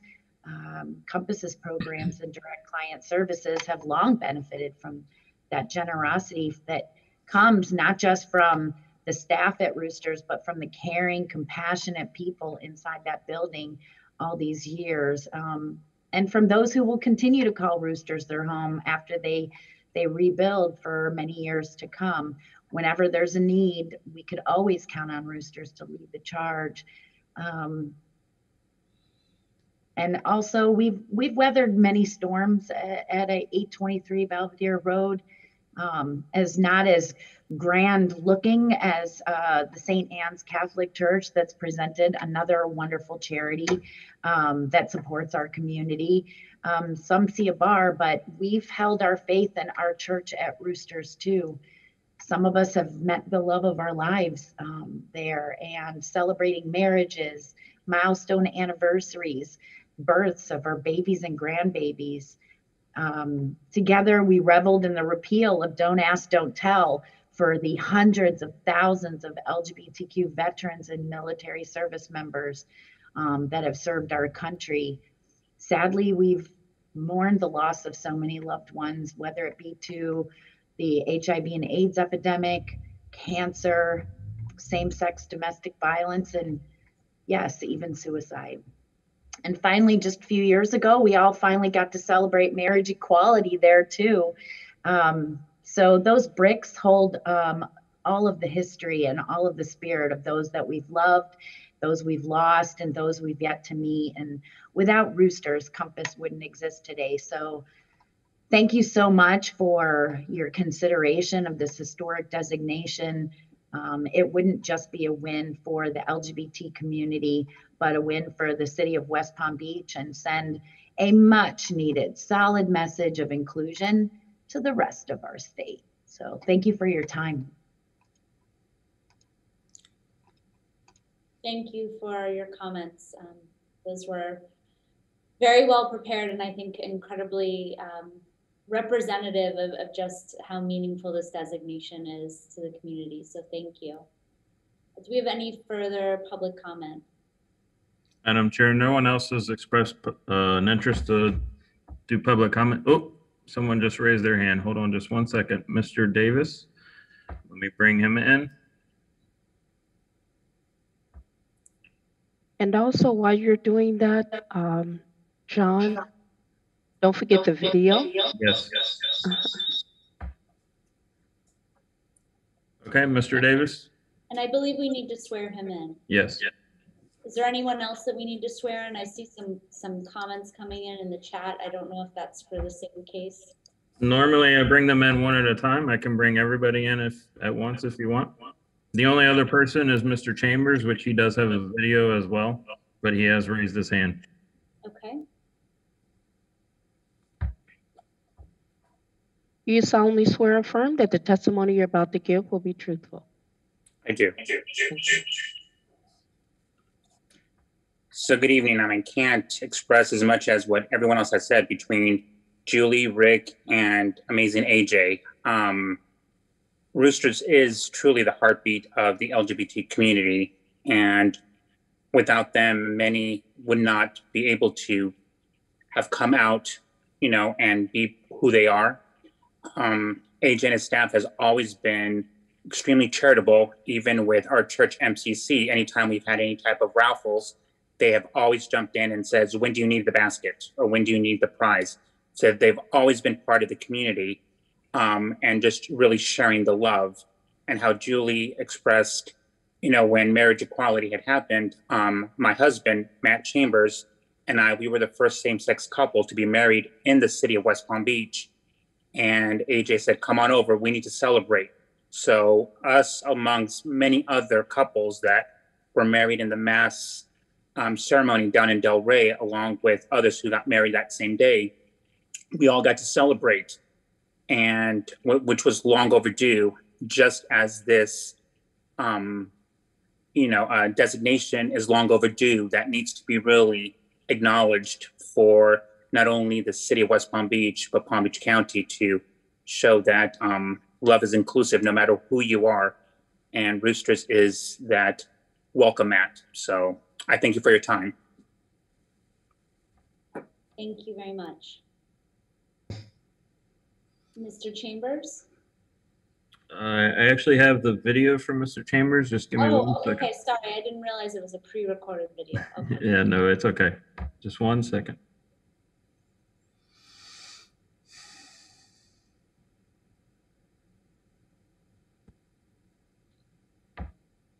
Okay, can you see the screen? Yes. Good evening, West Palm Beach Historic Preservation Board. Thank you for your service. Thank you for all you do for this community. My name is Matt Chambers, a resident and homeowner in historic Old Northwood here in West Palm Beach, as well as a small business owner on Northwood Road that's also a designated historic street, day-by-day shop. I'm here tonight in support of Agenda Item 21-09, designating Roosters as an historic location. Roosters has been serving the LGBTQ community for over 30 years, much more than a bar, or it's a place that it's a safe zone for LGBTQ people. In this day and age, there's very few places left to go. It's one of the last remaining. They've raised money for so many different organizations and charities, and it's a place for camaraderie. And these people live in our community and give back. The establishment gives back. The owner gives back. It's truly earned an historic preservation designation, being here for over 30 years. So please support tonight with a yes vote, and I look forward to seeing you again, Matt Chambers.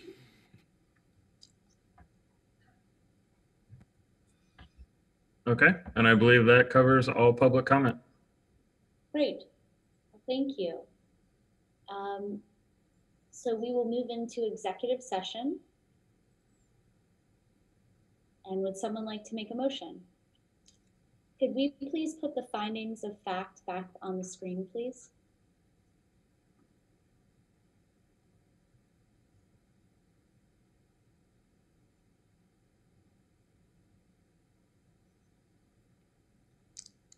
I'll make a motion.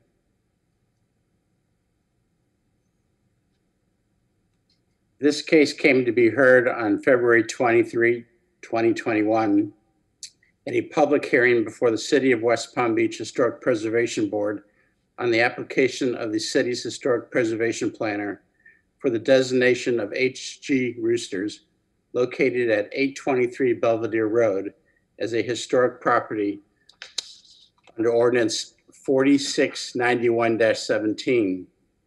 The board, upon reviewing the report and recommendation of the historic preservation planner and hearing testimony from the public on such application, makes the following findings of fact. 1, the subject site is historically significant and the structure on the site was constructed in 1945 or over 76 years ago.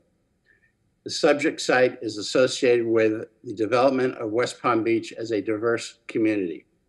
3, the subject site is the location of the oldest still operating gay bar in Palm Beach County. 4, the subject site is associated with a safe community space for the LGBTQ community to celebrate and grieve issues of national prominence. 5, the subject site is associated with significant philanthropic endeavors, including raising funds during the AIDS pandemic.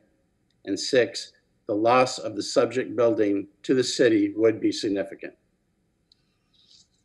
Do we have a second? Second. All those in favor? Aye. Aye. Aye. Any opposed? Okay. Well, we're excited to add this as a new historic property within the city of West Palm Beach, and we look forward to seeing the building restored and reopened to the community. Thank you very much for your time this evening. Thank you, Madam Chair. We'll make you proud. Our next case is case number 20-65, 520 59th Street. Okay, just 1 second.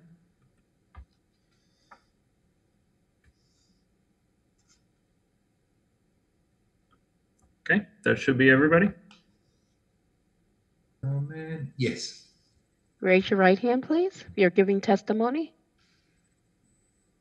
Your other right hand. Do you solemnly swear or affirm that the testimony you're about to give will be truthful? Yes. Yes. Thank you. Okay, would you like to proceed with your presentation? We have no presentation at this time. We just received the notes that we were approved with comments. Okay, so have you reviewed the conditions of approval? Yes, we have. We read all the conditions. And are you amenable to them? Yes. Okay, thank you. You're welcome. We'll now move on to the staff report, please. All right, let me bring up the presentation.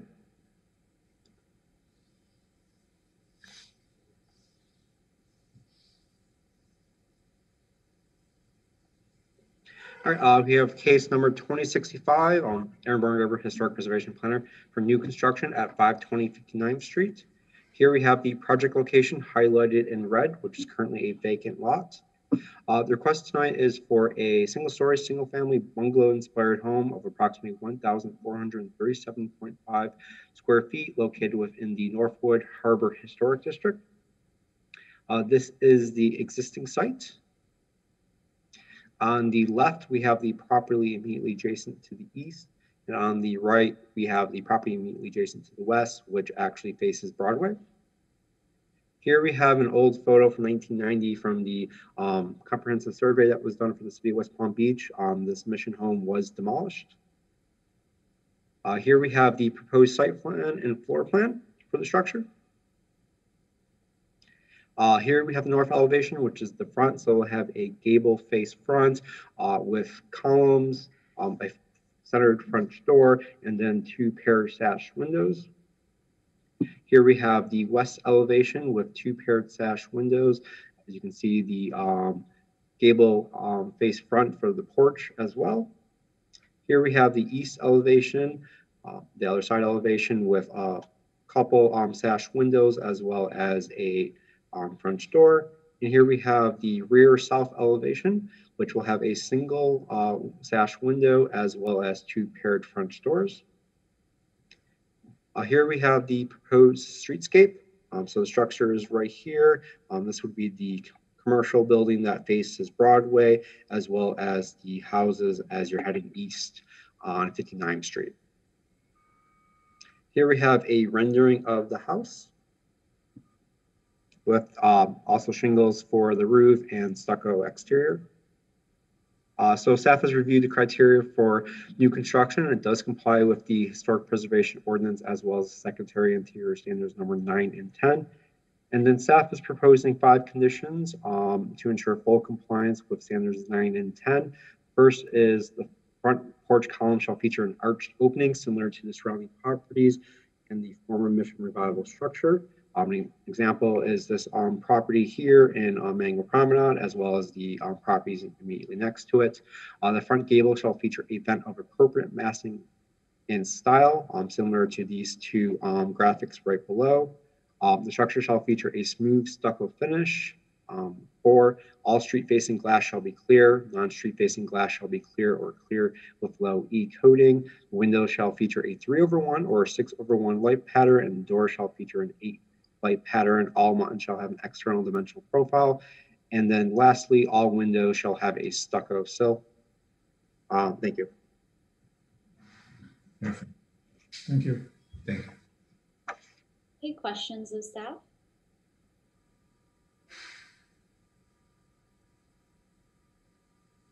This is not a question, but just a comment. I have confirmed that starting on January 1st, all the projects shall comply with the 2020 Florida Building Code. Probably this is not relevant for us, for the Historic Preservation Board, but all these projects, if they are submitted for permit, they will have to show the correct code for compliance.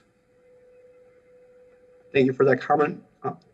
This permit was actually originally submitted in August, I believe. So I'm not sure if that would switch over the building code revisions. If it was already submitted for permit, then it's okay. Submitted last year in August. You're correct. Any further questions of staff?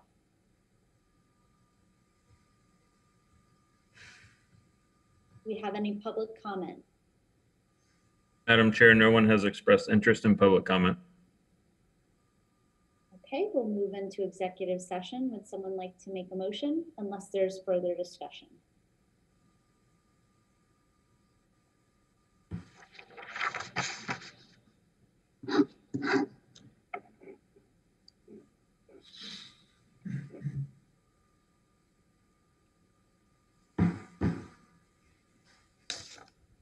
I'll make a motion. Bear with me 1 second. I move that the Historic Preservation Board approve application number 2065 for new construction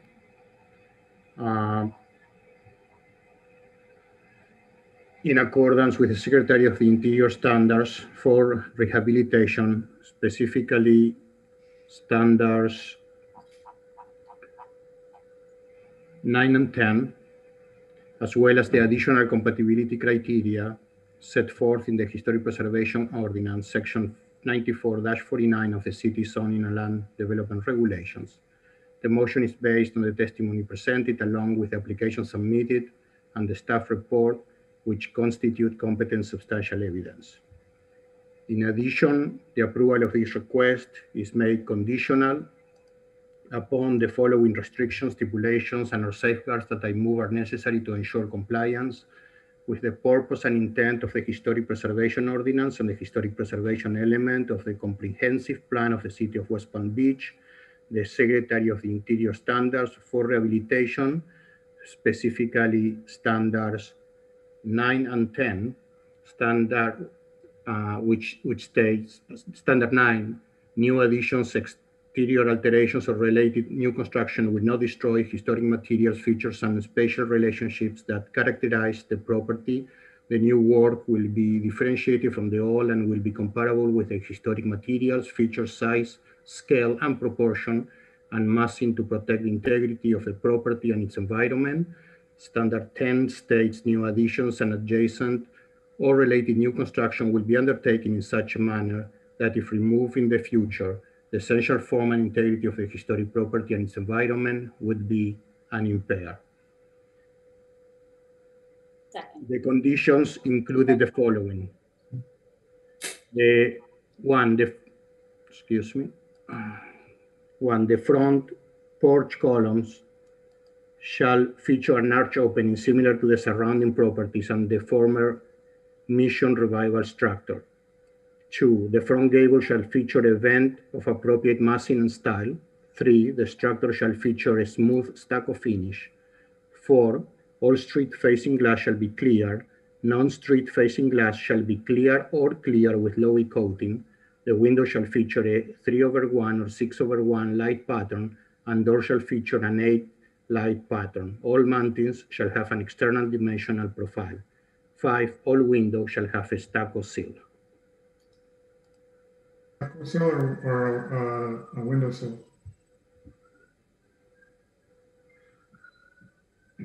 I'm sorry, sir? The stucco sill, you want the stucco sill, or you want a masonry sill, which is from the when you say stucco sill, that's what I'm asking. The stucco sill is just a regular stucco sill made out of stucco, brought up to elevation and done. Or you want a stucco sill, which is from the CBS company, which is a prefabricated stucco sill. Mr. Borngraver, could you please clarify the intention of the condition? Either one of those options will work. It was already on the plans for some of the windows. It just needs to be on all of them so they can craft it on site, or it can become prefabricated and then installed. That's fine. Thank you. Thank you for the clarification. Sure. Okay, thank you. We have a motion on the floor. Do we have a second? Second. All those in favor? Aye. Any opposed? Okay, motion approved. Thank you. Thank you. Thank you very much. Case has been approved. And for this next case, I'm going to pass the gavel to our vice chair.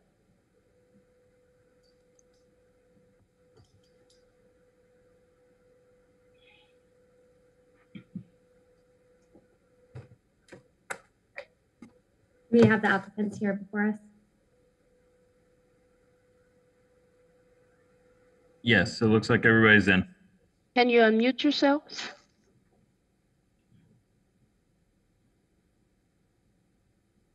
Yes. Okay. Do you solemnly swear or affirm that the testimony you're about to give will be truthful? Yes. I do. Thank you.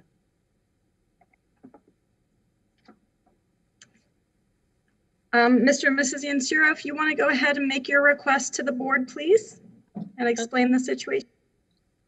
This is the third historic home we've owned in Flamingo Park since the 70s. We've lived here since 1989.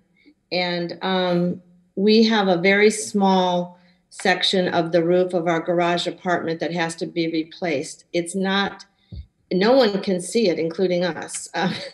It's over a small sun porch and entryway, but we can't see it from our ground elevation or our second floor, and neither can our neighbors. And what we are asking is that we be allowed to use asphalt tiles, the architectural style of asphalt shingles on it, rather than clay tiles.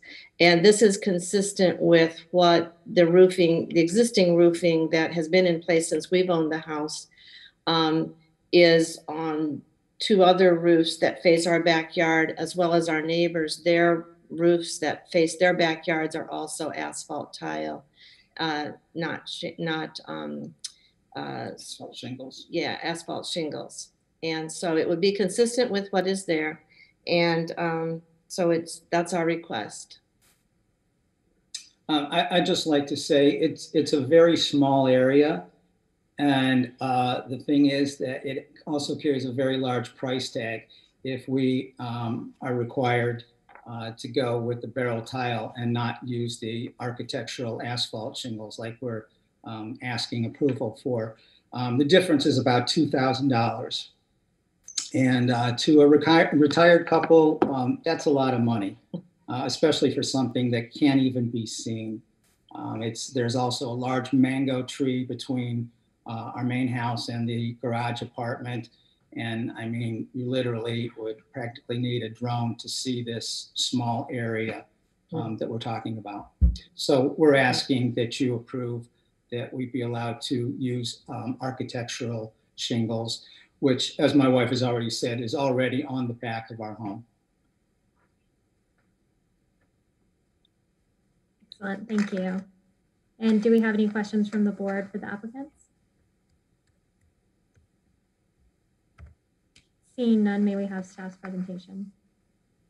Yes.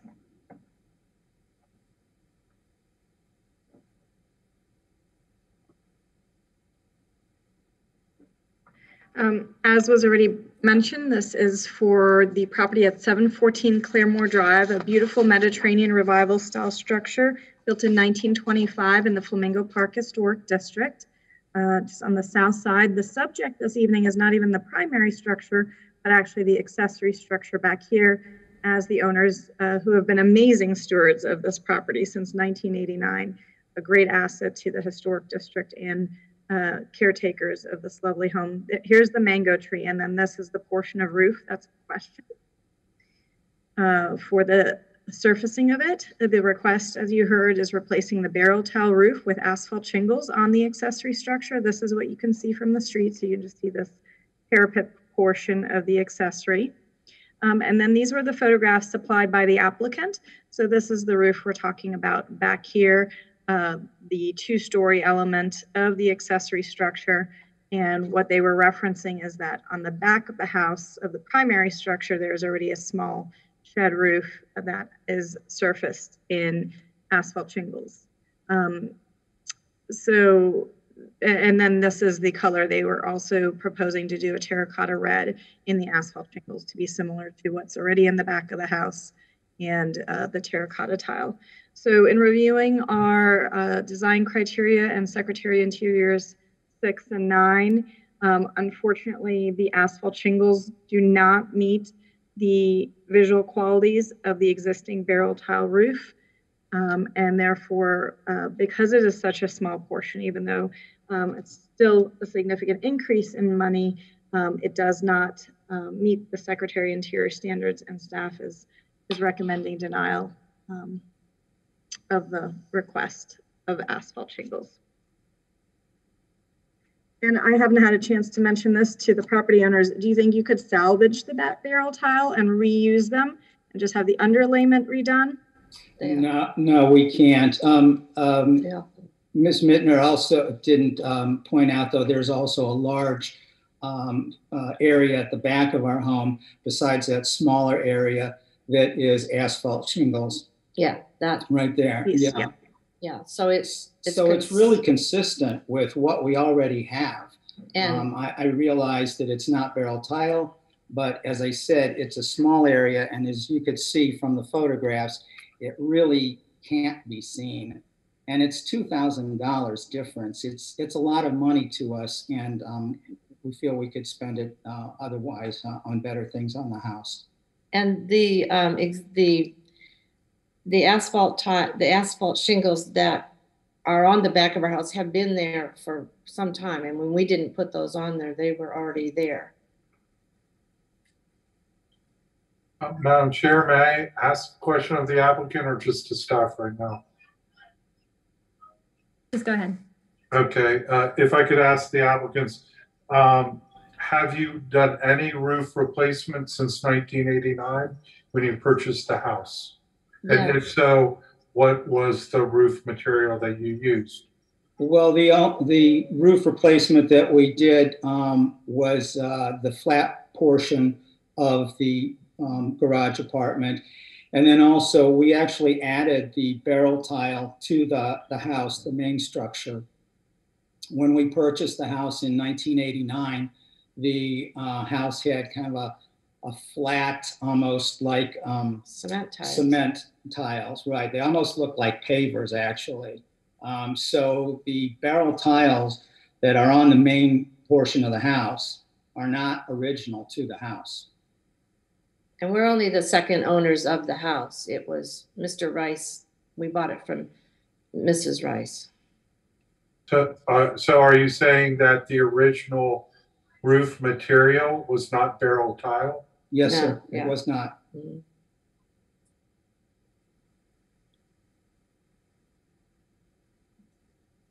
Thank you. Does the board have any other questions for city staff? I have a question of staff. Ms. Mittner, so my understanding is that I believe you said this property was purchased by the current homeowners in 1989. What year did this become a historic district? In 1993, so after they purchased it. Okay, so basically, you know, any incompatible, you know, changes to buildings would have been kind of grandfathered in. Yes. It became a historic district. So this existing area with the asphalt shingle would fall under that. Yes. Okay, thank you. We helped establish the district in Flamingo Park, and I went with when it was Neighborhood Housing Services and took pictures of all the historic, you know, homes in the district. So we've been part of it for since really the beginning. That's wonderful to hear. Thank you. And any other questions from the board before we move into executive session? Seeing none, we move into executive session. Oh, do we have any public comment before we go into executive session? I'm not aware of any. Yeah, Madam Vice Chair, I don't see any interest in public comment. Excellent, thank you. Moving into executive session, does the board have any further comment?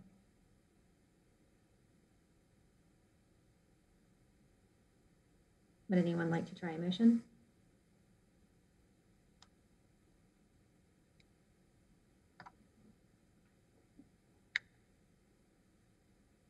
Mrs. Skyer, oh, please go ahead. Yeah, if I could ask staff the question. We heard from the applicant that stated that the original roof material was not barrel tile roof, which brings me back to another case on Granada, Mary Brandenburg's house.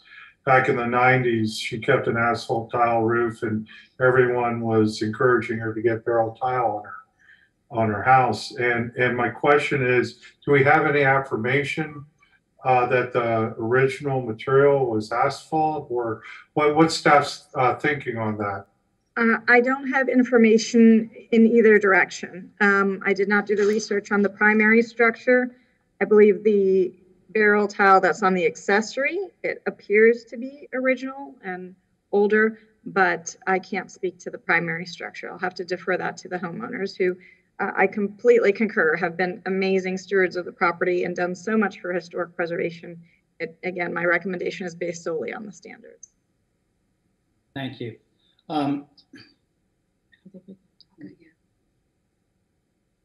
I mean, I don't know if there's a leak issue. I could bring the information back if that helps the board in terms of what the original roofing material was. If we're able to find it, I would research the green card and the Sanborn maps, and hopefully that would identify it. I can't.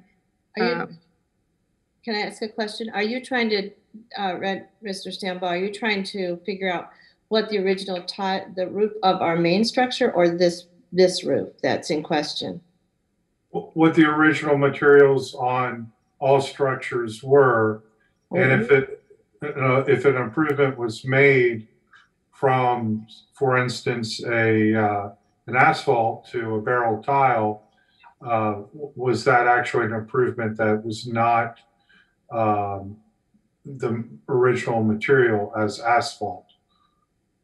Because you're the second homeowner from the time of construction, from the date it was built. So I'm just trying to get what the facts and testimony are today as to what the original roof materials are and where you're trying to replace. And right now, staff, as I hear it right now, doesn't have any evidence supporting a position contrary to what you're stating, which is that it's asphalt. Well, we don't. Well, all I'm saying is I don't know what the original roofing material is. I'm confident that owners are accurate when they say they purchased it. It was surfaced with asphalt. Now, was that a replacement roof or the original? I don't know. I can answer that partly. These were the part of the kitchen that goes out. That was an addition at some point to the house, as well as the back patio. So they were not, they weren't in the 1920s roofs. Right. Those were additions to the house. I have no idea if Mr. Rice got, permits. As far as the roof on the garage apartment, I mean, we don't know if it was originally barrel tile or not. I mean, it's old and it needs to be replaced, but it could have very well been the same kind of roof material that was on the main structure of the house. I mean, it seems to me that would have made more sense to use the same roofing tiles on the garage apartment as you do on the main house. It's just that the roof on the main house, we, on our own accord, decided we wanted to change it to barrel tile probably about 15, 20 years ago.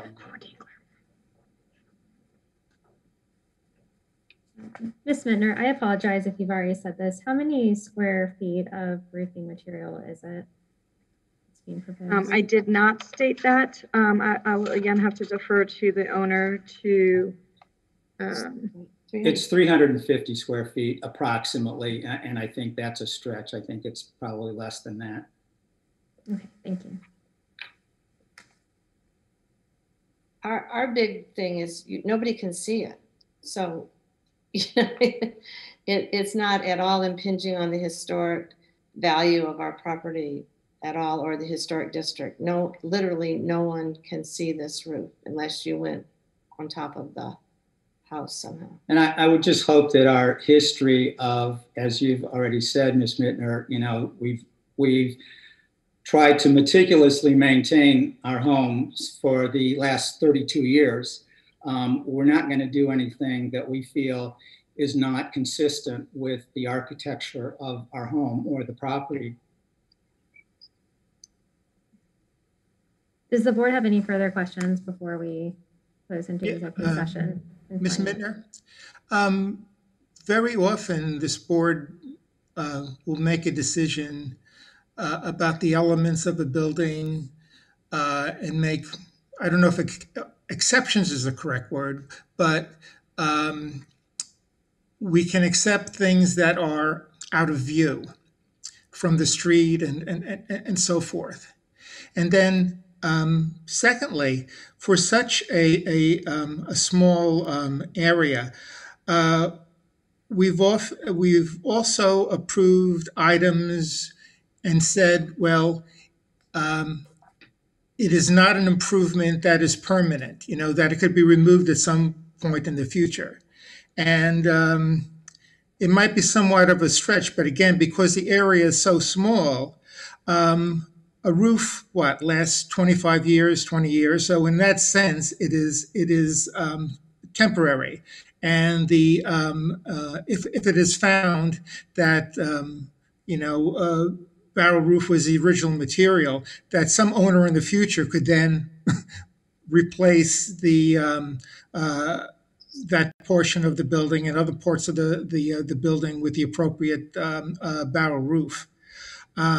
That would certainly give a break to the current owners here if they have a financial issue.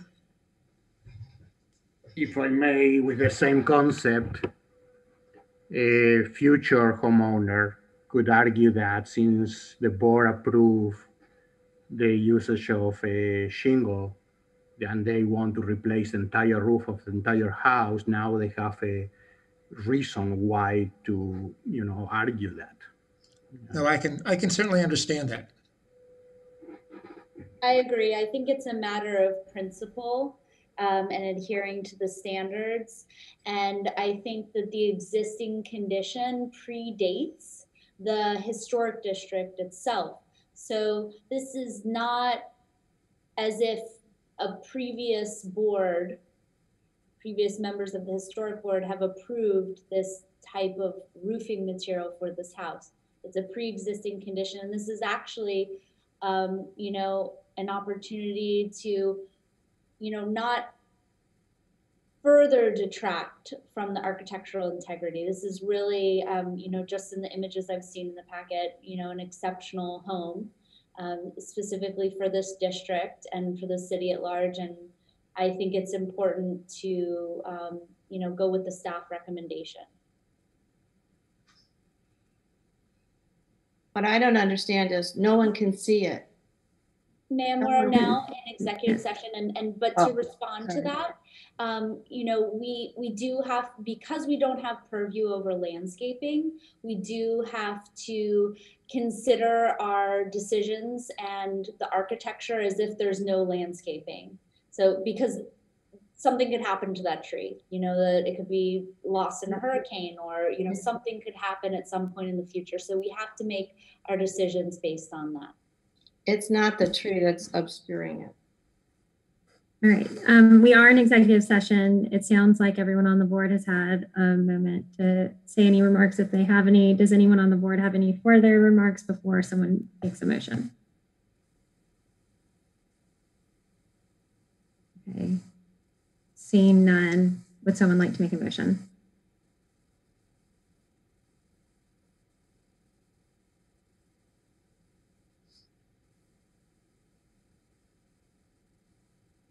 I would make it, but I don't have the wording because I normally have the gavel, so I'll take it back. If someone else wants to make the motion.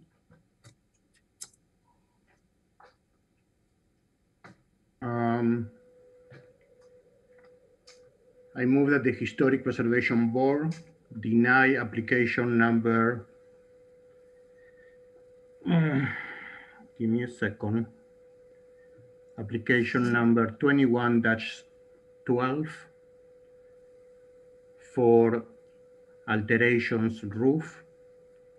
The motion is based upon the testimony presented along with a staff report that competent substantial evidence of record has not been submitted that satisfies the standards set forth in the Historic Preservation Ordinance, Section 94-49 of the City Zoning and Land Development Regulations, the Secretary of the Interior Standards for Rehabilitation, specifically Standards 9.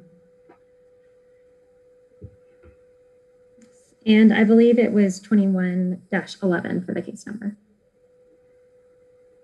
Do we have a second? Second. All those in favor? Aye. You are right. I amend the motion to 2111. I was on the wrong slide here. Thank you. All right, and the case has been denied. Thank you. One nay. One nay. Thank you. Okay, what is our appeal We have process? another nay? Yes, I have a nay as well, sorry. It's What to is our- City Commission, and I can reach out to you tomorrow to explain that process. I think the motion still passes, though.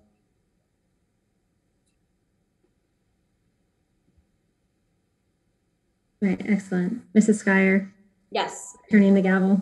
take it back. Thank you.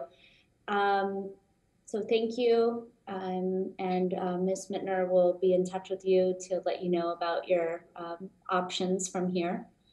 Thank you for your time this evening. Moving on to case number 21-12, 617 36th Street.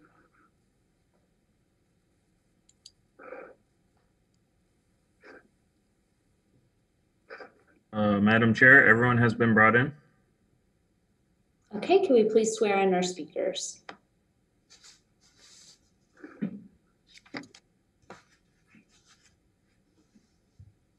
Do you solemnly swear or affirm that the testimony you're about to give will be truthful? I do. I do. Jeff, do you want to share with the board what you're requesting? Yes, thank you. Good evening, everybody. Thank you for your time. I know it's been a long meeting, so I'll try and be quick as possible. Let's see if I could share the screen here.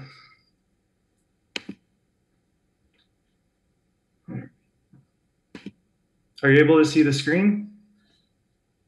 Yes. Okay. So I'm going to just read this letter that I prepared and sent into the board. So Legacy Capital, it's the company I represent. I'm the owner, contractor. We performed a flat re-roof for the 617 36th Street historic property. My our contract was to only re-roof the flat portion of the property. This was at the time when Hurricane Ida was approaching. It was an emergency repair. There was active interior damage happening to the property. There was literally a hole in my client, Miss Ludwig's roof. Upon inspection, when I got to the property, I noticed that the tile overhang portion, which is a very small portion, it's about a 4x4, maybe 16 square feet, was unsafe, and the original barrel tiles were loose.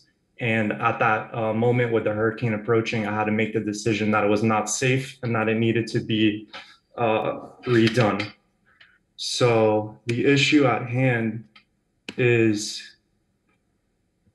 this is the original, and you can see the condition of it. There's a missing tile.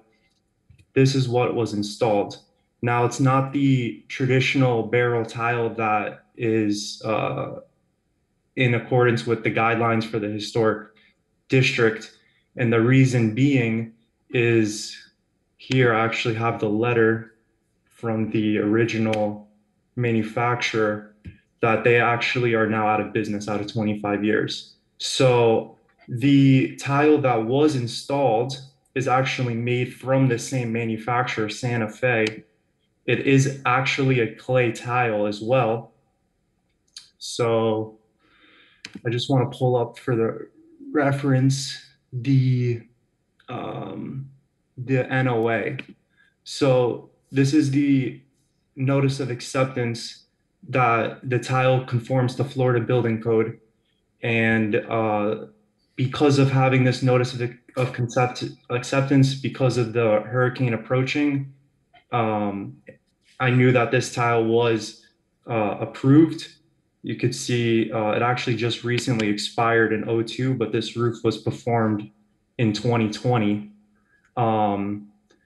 So my position, my company's position is that we performed, to our contract. We did over our contract.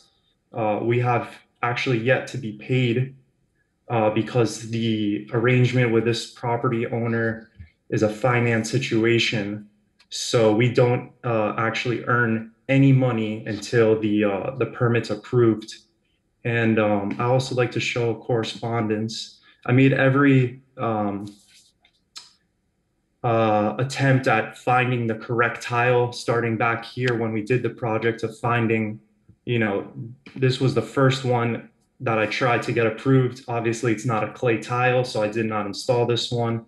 And then after going through about 4 other distributors, on multiple days, I eventually was able to find the clay tile. Now, I also want to let everybody know that when you do roofing, small portions of the roof like this, it's almost nearly impossible to get the barrel tile because you would need to make an order from the 2 dominating roof companies, which are Boral and Eagle Tile. And to order for 16 square feet is actually not possible. They don't want to deal with an order that small. That it's the cost to deliver it is insurmountable. And my customer also is very, very hard for money. She's retired. She's on retirement income. So with all that being said, I believe that the roof tile that was installed is in accordance with your guidelines, and I hope you approve this application. Thank you.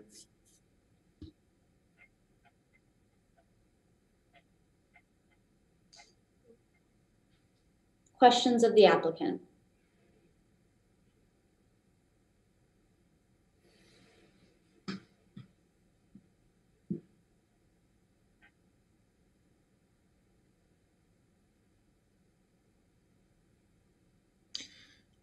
One quick question. I'm sorry with the delay, but Mr. Franklin, can you tell me what the original roof material is? It was a barrel tile. Okay. Which is no longer being produced any longer. That original tile is impossible to get. Is there an availability of a clay barrel tile at all? No, sir. I contacted 5 of the major distributors. There pretty much are 5 roofing distributors, and there is no availability of tile that is in accordance with your standards, as well as the Florida Building Code NOA standard. Along those same lines, is there a barrel tile available in secondary market, as in architectural salvage, especially when we're talking about a small quantity like that? So some distributors do carry old used tile. I pride myself on delivering new quality building materials for my customers. So that's not an option.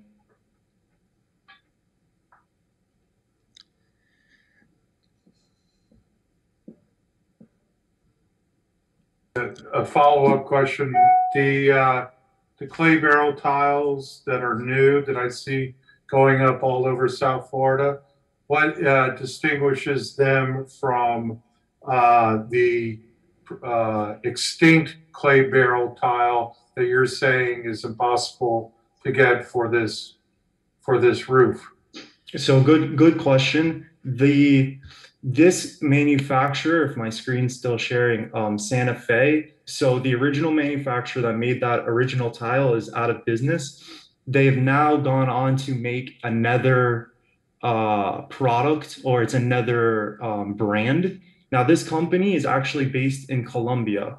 And like I said, if I had a normal size roof, if it was a normal order, you could see their website doesn't even work. Then I would be able to make an order, and we would, be able to wait the extended period of time. But like I said, the hindrance in this case is the very small amount of square footage, as well as my client has no money. She didn't even have enough money to pay for the original roofing. That is why I went, ahead, and I saw her in need. So I went into my own pocket and financed this project to this day.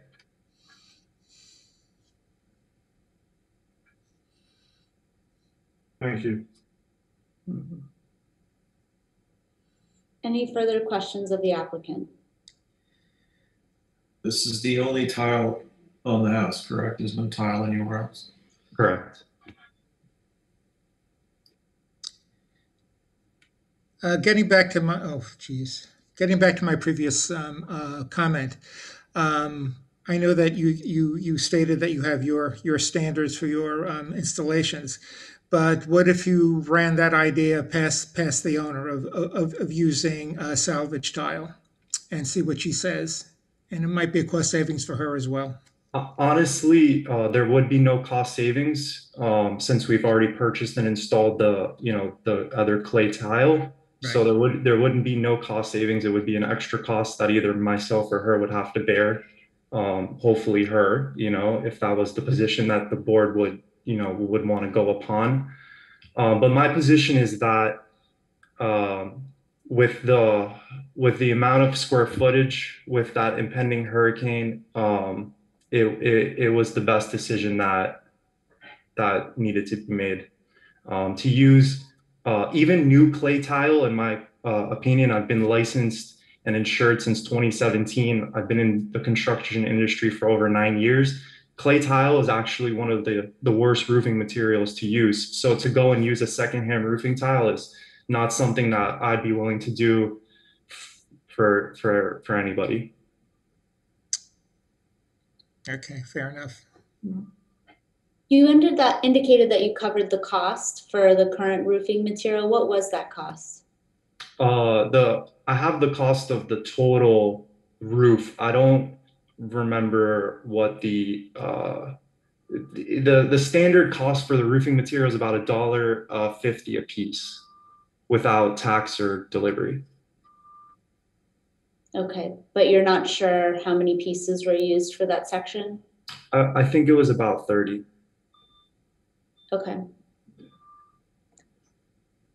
And I could assure under testimony that I searched for a suitable barrel tile, and there's not one. That it needs to be manufactured, it needs to be made in Colombia, and it needs to be brought over. And for this amount of square footage, it's not a feasible solution. Okay, thank you. Do we have any further questions of the applicant? Okay, we'll now move on to the staff report.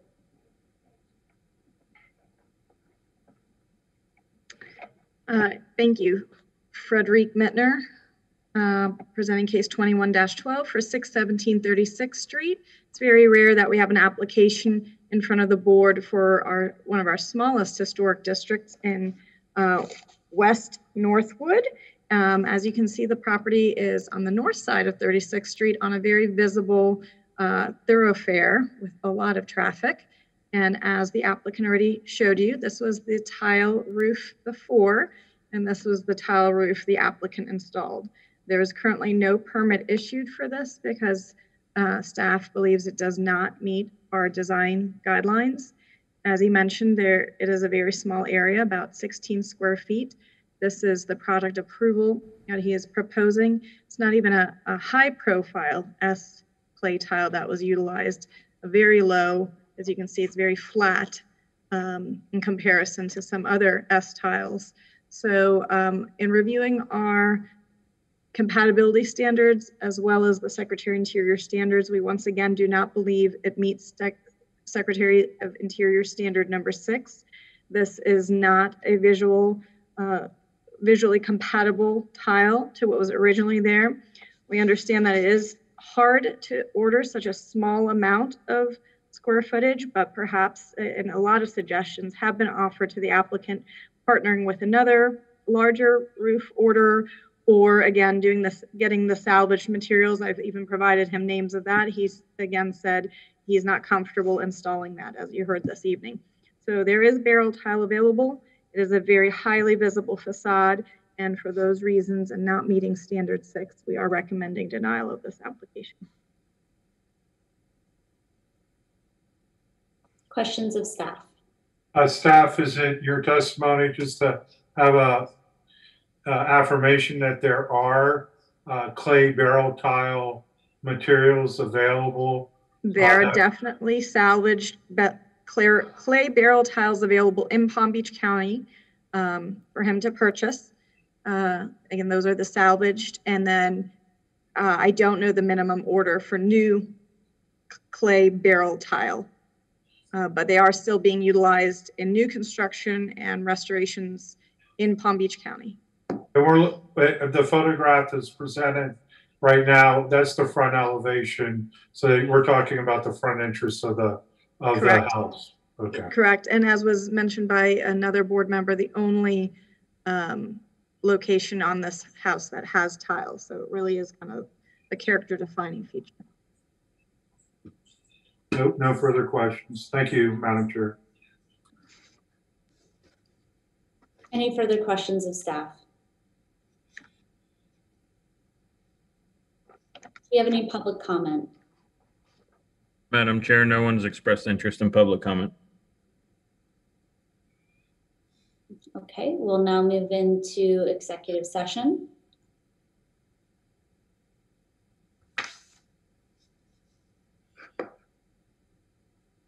Can I say one thing? Sure. Before you make your decision, the barrel tile that is presumably at the distributors most likely does not have an active notice of acceptance and therefore would not be approved by the building department for installation. However, the underlayment would, and as long as you use an adhesive and demonstrate that it's comparable to the other barrel tiles, our building official can sign off on that. Okay, thank you. So we're now into executive session. Again, I think this is about following the standards and supporting staff's recommendation. I agree that this is a character defining feature on this property. Are there any other comments? Or would someone like to make a motion? I'll make a motion. I move that the Historic Preservation Board deny application number 21-12 for alterations. This motion is based upon the testimony presented, along with the staff report that competent substantial evidence of record has not been submitted that satisfies the standards set forth in the Historic Preservation Ordinance, Section 94-49 of the City Zoning and Land Development Regulations, the Secretary of Interior standards for rehabilitation, specifically standard 9, and the additional compatibility criteria set forth in the Historic Preservation Ordinance, specifically criteria paragraph C for subsection A. We have a second. Second. All those in favor? Aye. Aye. Any opposed? Okay, motion carries. This application was denied. If you could please work with Ms. Mittner to identify where you can procure the material that you need. I'm sure she would be happy to help you, and thank you for your time this evening. Thank you. Moving on to case number 21-13210, Wenoa Place.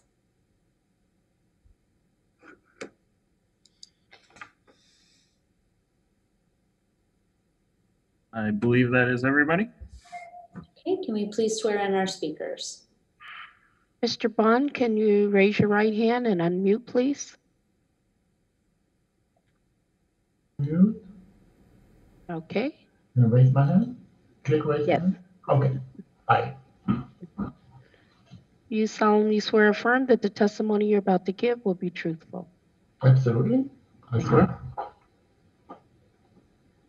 Okay, if you'd like to proceed with your presentation, Mr. Bond. First of all, I'm very impressed to see you all. I know a few of them. Thank you for spending the time on these important matters in our town. I really appreciate it as an architect and as a citizen of this beautiful area. I bought the house about 4 years ago, and was very in love with the house immediately when I purchased it. I was living in Miami and I wanted to be in a more residential area. So I came and visited the house and I bought it on the spot. And I've been working with Ms. Mittner, who has been wonderful so far from beginning to end, helping me out with this process. I would like to make my house hurricane proof to lower the cost of the insurance for safety reason and also for soundproofing because my house unfortunately is in the air path close to Mar-a-Lago, and I didn't know it was going to be that noisy, and it's a very big source of stress for me, and I need to do that. So basically, I got staff approval for most of the openings on the house, and she told me that I needed to present to you the front facade windows for your approval because they are wood and they are in nice condition, but they are not operable. And I had them inspected by the guy who's doing the installation of the windows. They are WinGuard PGT, and he told me they are not repairable and they are in bad condition. So I got that certified by him. And I would like to have the same kind of window throughout the house so it's uniform. So that's about it.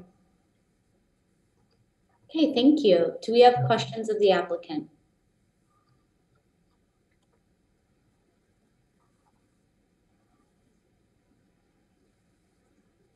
Okay, we'll move on to the staff presentation, please. Thank you, Frederique Mittner. As Mr. Bond already presented to you, case 21-13 at 210 Winona Place is for the replacement of his front-facing windows. The subject property is located on the south side of the street. I mentioned this just from a light and weather standpoint. It was built in 1941 in the frame vernacular style. And really the subject tonight is just these 3 windows. As you know, over the last couple of years, Aaron has worked diligently on our fenestration policy after some failed attempts of new windows, attempting to replicate historic ones and not being successful. So Mr. Bond did apply for window replacement, door replacement, garage door replacement, and modifications to the rear of the structure. We were able, based on the fenestration policy that the board adopted, approve everything he's requested again, except for these 3 original 6/6 wood sash windows. And he has provided some additional photographs of the condition of them. And so this is on the inside. And they do need a little bit of maintenance. They do need new ropes, but we believe with all the images that were submitted, these are easily repairable. They actually already have impact protection with what appears to be removable shutters on the front. That mechanism is already in place. For his noise concerns, there's Indo windows, which actually provide a greater noise reduction than replacement windows.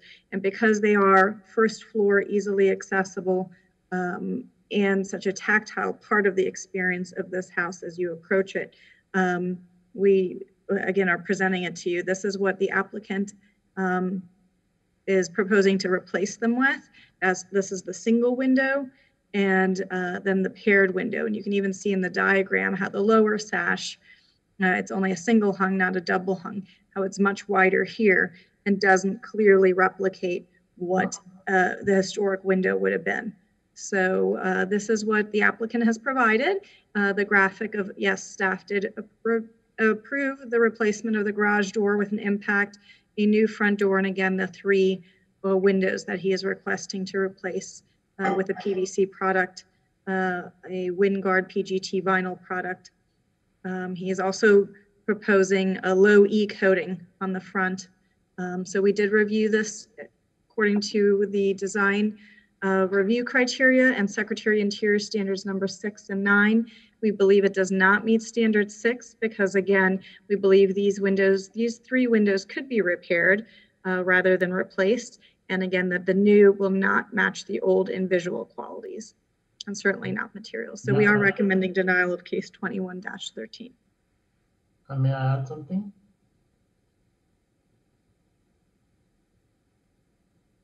Yes, Mr. Bond. I would like to bring up that the 2 that are paired together will be exactly replaced the same way. That piece in the middle stays. So whatever drawing that was shown there, that's wrong. That's from the people who are putting this package together. Yeah, this is what you submitted, and it was well, I'm sorry. Wider style bar. I'm sorry, it's a mistake because they came afterward and inspect the job, and they will keep this identical as it is. They just replace the outdoor. I mean, they keep the frame, they keep the casing, they just basically fill in the piece that is glass and mullion. So it will not change the look at all. And the same for the sides. They are exactly the same windows. Mr. Bond, do you have any information that you can share with us, anything in writing or, a rendering like this to indicate that will in fact be the case? Or for the pair? Yes. Oh, I can provide for you. I mean, or I can ask the installer to put it in writing. We are not modifying this centerpiece at all. I don't want to, and it's not a double window that come together. It's single all around. I have 9 of them. And perhaps I should clarify, I'm not talking about the center mole bar, which is about 4 inches. I understand, Mr. Bond, that that's being retained, and that's wonderful. The question is really more about how the sashes operate. So let's say there is that 4-inch mole bar. The product spec that was specified, as you can see here, the meeting rail is the one that's a little wider on the bottom because it's the operable sash. This is wrong. That bottom drawing, please discard it. It's not correct. It will be individual window exactly operating and installed the same way they are right now. This is in the corner of the house. That one on the left and the other one, let me see, this is in the bedroom. But the one there is in the living room. So this is a single window and it has this piece in the middle, and they will all be the same, all installed the same way. No change whatsoever, are operating individually.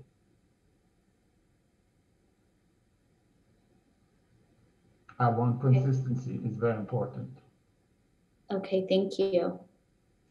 Ms. Mittner, in terms of, other submissions that we received for replacement windows, I know we've had a number of recently vinyl window replacements, and those were double hung, is that correct? That is correct, yes. And what would you need to see to provide you and the board greater reassurance that there won't be this, visual impact if the replacement is approved? I think if Mr. Bond can provide a graphic from the window installer with the Muntin profile and very clear what the sash proportions are going to be to show that the bottom one is not thicker, that would be very helpful. And again, I think the other concern is the repair capability of these windows. Usually in the past, you've heard from someone who actually restores windows that, you know, they can't be saved, they're too termite ridden, and that certainly does happen. There's instances where you can't restore a window, but Mr. Bond has just stated it's the replacement window company that indicated these can't be repaired. What? You said your installer for the new windows is the one who's certified you can't repair these. The person who installed the new PGT, right, the guy who came to my house, yes, he looked at them, and actually I sent you the message earlier today saying that he doesn't know anybody who can replace them, fix them, and repair them, and in his opinion, they're irreparable. And I did not receive that message today. My point is that is something that is coming from a new window installer, not someone who traditionally repairs them, but I did not receive that note from you today. Oh, well, I sent it to you from my office email. But my point is, we are in 2021, okay? The noise for me is extremely important for medical condition, number one. Number two, the aspect of the house, I care just as much as you do. The fact that those windows have been approved on the side, and we saw it very clearly on the corner, they have the same visual interest on the corner than in the front, right there. And those are approved. And we're doing exactly the same individual, exactly the same brand, exactly the same installation. Nothing will change. And they are single hung right now. They're not double hung. So everything stays the same.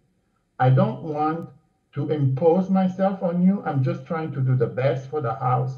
I'm trying to do the best for the environment, for my safety, and also my insurance premium. You know, keeping shutters is not gonna, they're not gonna accept it. This is gonna lower my insurance premium by $1,500. It's $4,400 currently. So, and my taxes are $7,400.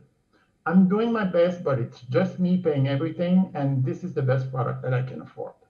I would appreciate we all work together to make this beautiful house last forever, as long as possible, and look the same. That's all.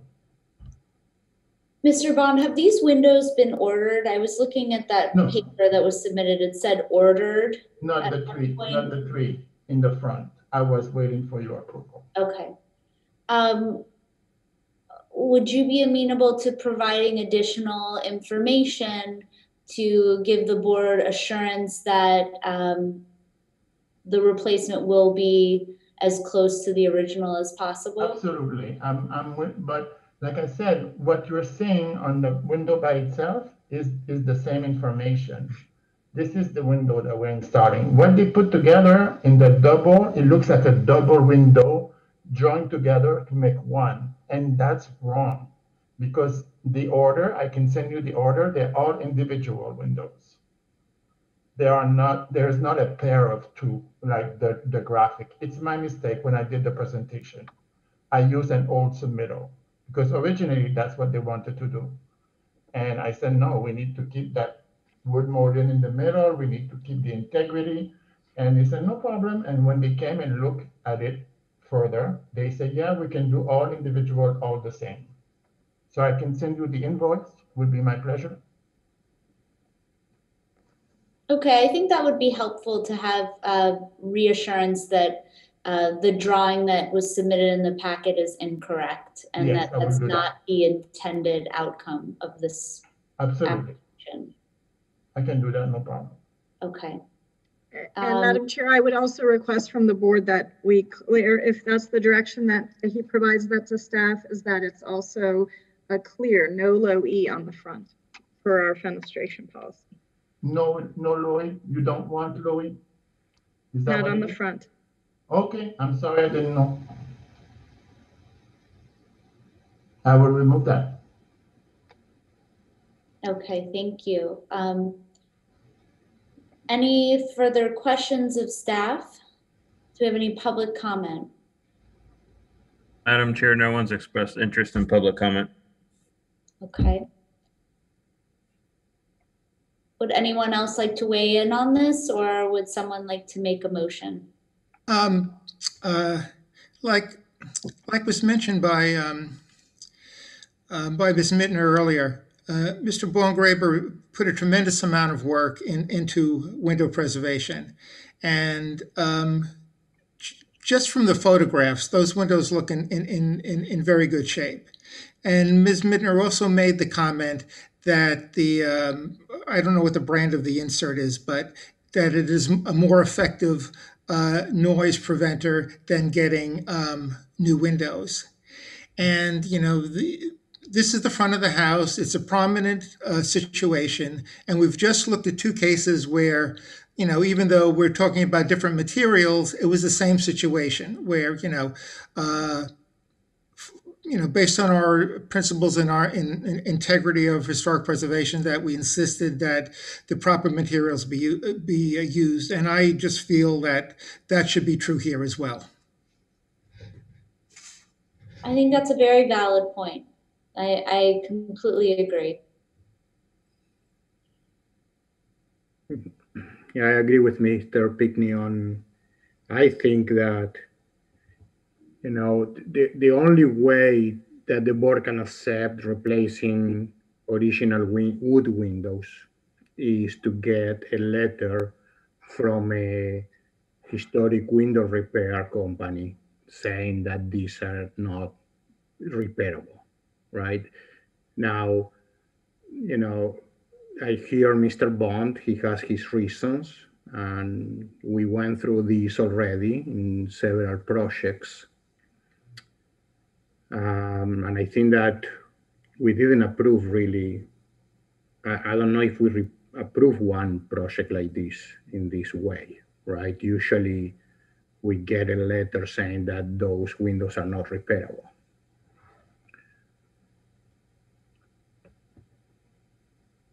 Okay, so I think there's additional information in addition to what was previously discussed that could be provided by the applicant. Mr. Bond, would you be willing to reach out to someone who specializes in wood window repair to get their assessment of the condition? You can do this, but it's worth the time. I would recommend if we can I have my limits. Houses in this neighborhood look like crap. One has been completely demolished and rebuilt with brand new material. It had aluminum window. In this case, why did you approve that person the right to change the window to new aluminum windows when their aluminum windows were already good enough? Okay? Be logic.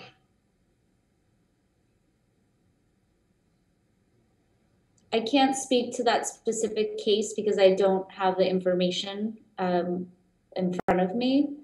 But this is our protocol that we normally have this information, and so we're asking if Don't you have anything else to do than spending your evening arguing about window? Seriously, all of you, pathetic. Deny me, fine me, take me to court. My sister is a judge. I'm not afraid of any of this bullshit. And I will move and I will sell the house. You having fun doing what you're doing? You happy? This is your pleasure in life? It's pathetic. I've been listening to you all evening. You know, the Sergeant of Arms, but we don't tolerate profanity. Well, I don't tolerate you insulting me on my property. You need to be respectful to the board. You're not respectful of me. I'm an owner. I pay taxes, and I have the right to change the window that I want. You approve them on the side, and the same windows. And now you want me to further investigate this? We have other things to do, don't you? Sir, we do volunteer our time, and it's actually really wonderful that everyone on this board is willing to commit their time and their evenings to serve the community. And we may be in disagreement, but we certainly have treated you with respect. throughout this entire not sure. conversation. So I'm I not think sure. with that, we will have a motion to continue, I request, if someone would like to do that. And hopefully when Mr. Bond has a chance to reflect on this conversation and perhaps consider his options, we can revisit this next month. What are you going to do? You're going to fine me? You're going to demolish the house? We have specified what additional information we would like to I would like to know what happens if I don't comply. Ms. Mittner would be happy to speak with you offline. We have other cases, and as you said, we all have other things to do this evening. So this is how we're proceeding at this time. And if I could please have a motion to continue.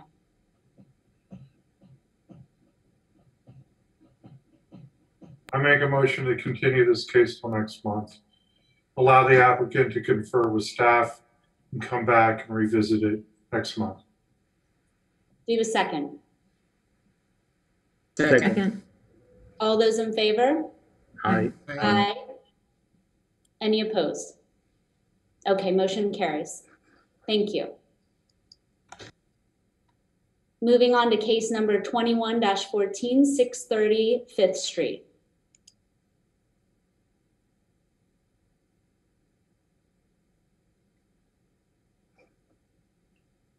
Madam Chair, I believe that's everybody.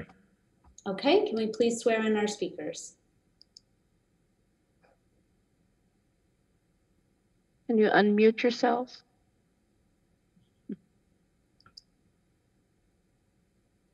Do you solemnly swear or affirm that the testimony you're about to give will be truthful? Yeah. Thank you. Okay, thank you, Ms. Baker. Hi, I am back again. I am just here really on behalf of HCD. They are actually heading the project up, but I just wanted to put on the record that the CRA is actually funding this project. This is an infill development, a historic preservation project. May I put that out on the record? And I'll just go ahead and let staff do their presentation. If you have any questions of me, I'll be happy to answer them. I believe the contractor should be online. John, is he not? I don't see him. I was anticipating someone from Hartnett here, or HCD or Michael, but does not look like they've signed in. Okay, well, I'll try my best to wing it on their behalf if you have any specific questions for me. Okay, so case 21-14 at 630 5th Street. It is currently a vacant lot in the Northwest Historic District, on the south side of the street. Here's an image of the property posted for the new request for new construction of a single family house of approximately 1,800 square feet. It is in transition from a sale from CRA to the city to the neighborhood Renaissance. This was the property that was there before, and a little bit of history and the previous owners. It was actually a circa 1940s wood frame 2-story duplex. And then the owners were Alice Marie Saunders and then Elliot, Dr. and Martell Saunders. So, but it's really been in disrepair and since the 70s, since it went into foreclosure. So eventually it was demolished, and they are proposing new construction, but having some elements that pay homage to the original structure, even though it is in a 1-story format. The gable vent, the brick piers, and the 3/1 windows. These are some line drawings that were provided by the applicant of other structures on the street. On the south side, you do have other front-facing gable roofs, and the north side is a larger single-family home and the churches. So we have reviewed this infill construction based on our compatibility standards, as well as standards 9 and 10, and we do believe it meets those for new construction, and therefore we are recommending approval of case 21-14, just with the clarification that indeed 3/1 windows with external muntins are used throughout. I think that was the intent. It was just a discrepancy in the renderings versus the plan. Thank you. Okay, questions of staff? Are all the planning and zoning regulations met, Ms. Mittner? Yes, they are. Yes. As you can see, it's a fairly deep lot of 140 feet one story. It meets the setback requirements, lot coverage, obviously. FAR is not an issue here since it's a one story, meets the off-street parking requirements. The planner for the downtown master plan area has looked at as well. There was some discussion of saving the tree, but it was determined that the tree is not in good shape, and this lot would be better suited actually to just plant some additional trees. I know that's not under your purview, but they have committed to planting some additional trees to kind of capture that canopy by removing the tree where the driveway will go. Thank you.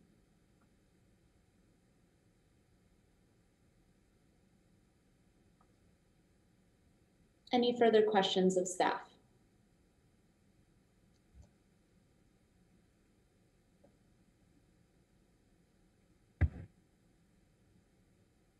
Okay, thank you. Do we have any public comment?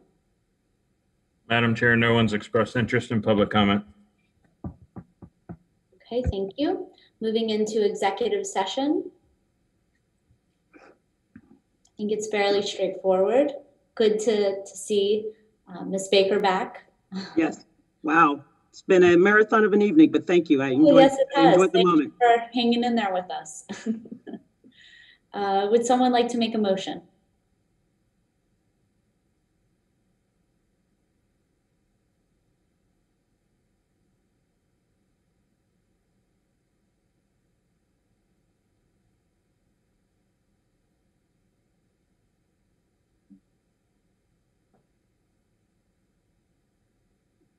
Okay, I'll make a motion. I move that the Historic Preservation Board approve application number 21-14 for new construction in accordance with the Secretary of the Interior standards for rehabilitation, specifically standards 9, 8, 10, and 10, as well as the additional compatibility criteria set forth in the Historic Preservation Ordinance section 94-49 of the City Zoning and Land Development Regulations. The motion is based on the testimony presented along with the application submitted and the staff report which constitute competent substantial evidence. In addition, the approval of this request is made conditional upon the following restrictions, stipulations, and or safeguards that I move are necessary to ensure compliance with the purpose and intent of the Historic Preservation Ordinance and the Historic Preservation element of the comprehensive plan of the City of West Palm Beach, the Secretary of the Interior standards for rehabilitation, specifically standards 9 and 10. The conditions include the following. The window shall be a 3/1 light pattern with external mountings, white frames, clear glass on the front. Okay, thank you. Do we have a second? Second. All those in favor? Aye. Aye. Any opposed? Okay, motion carries. Thank you for your consideration. Thank you, Ms. Baker. Moving on to our final case of the evening, 21-15-818 Avon Road.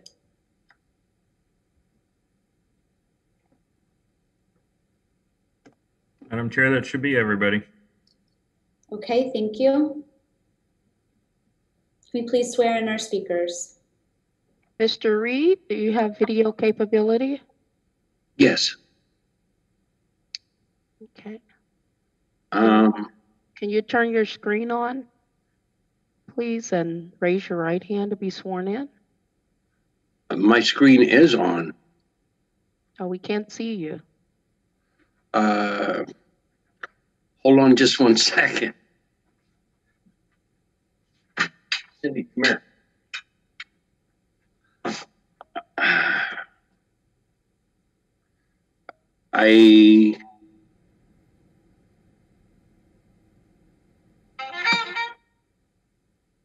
There we go. Okay, I'm sorry. No problem. Can you raise your right hand, please? Do you solemnly swear or affirm that the testimony you're about to give will be truthful? Yes, I do. Thank you. Okay, thank you. Would you like to proceed with your presentation? Yes, my name is David Reed. I am the general contractor for Mia Liani and John Sobiezinski at 818 Avon Road, and they have requested that I go ahead and see if we have existing 3 arched openings on the main house, and it's allowing water to come into the house. And what we'd like to do is go ahead and be able to enclose that with 3 arched impact clear glass windows, as well as fill in the side door. Right now, there is a security grill on the door entrance, and what we'd like to do is put a Pecky cypress door on the back of this. Right now, when the rain comes in, it is allowing water into the house. So we'd like to go ahead and secure the front porch area. Okay. And staff has recommended approval with a condition that all front-facing windows shall have completely clear glass with no tint or low E coating. Are you aware of this condition? Yes, ma'am. And the owners are supportive of it? Yes, ma'am. Okay, thank you. Do we have any further questions of the applicant? Okay, thank you. We'll move on to the staff report. Thank you. Yes, case 21-15, 818 Avon Road. It is actually just behind Roosters between Avon Road and Belvedere Road in the Flamingo Park Historic District, built in 1925. The request is to enclose these arches with clear glass and then also replace the windows throughout. Some of you may have known this house. It was Kirk Olney's former house. And actually he received an ad valorem pre-construction for replacement windows throughout, replacing 1/1 throughout, and an addition at the rear. So the windows that are being replaced in the front are not original, hence there's no additional documentation on that. The real request is, again, for enclosing these 3 arched windows, these 3 arched openings. Typically, we don't support enclosing porches. However, there has been documentation, this was in 2003, that there were louvers in place there. And the applicant has, again, indicated that there is a lot of water intrusion. They would be clear glass. And so from a transparency standpoint, it would almost read as if it was a screened in porch or still an open porch, since there'd be no fan light or no decorative details or tinting to the glass. Therefore, we do believe that the proportions of openings will still read the same. It meets the design guidelines and Secretary's Interior Standard number 9 and 10, because it could be removed in the future and the porch opened up again. So therefore, we are recommending approval of case 21-15 with clear glass in the front facade. Thank you. Do you have any questions of staff? Do we have any public comment? Madam Chair, no one's expressed interest in making public comment. Okay, moving into executive session. Would someone like to make a motion? I move that the Historic Preservation Board approve application number 21-15 for alterations in accordance with standards as set forth in section 94-49 of the City Zoning and Land Development Regulations. The motion is based on the testimony presented along with the application submitted and the staff report, which constitute competent substantial evidence. In addition,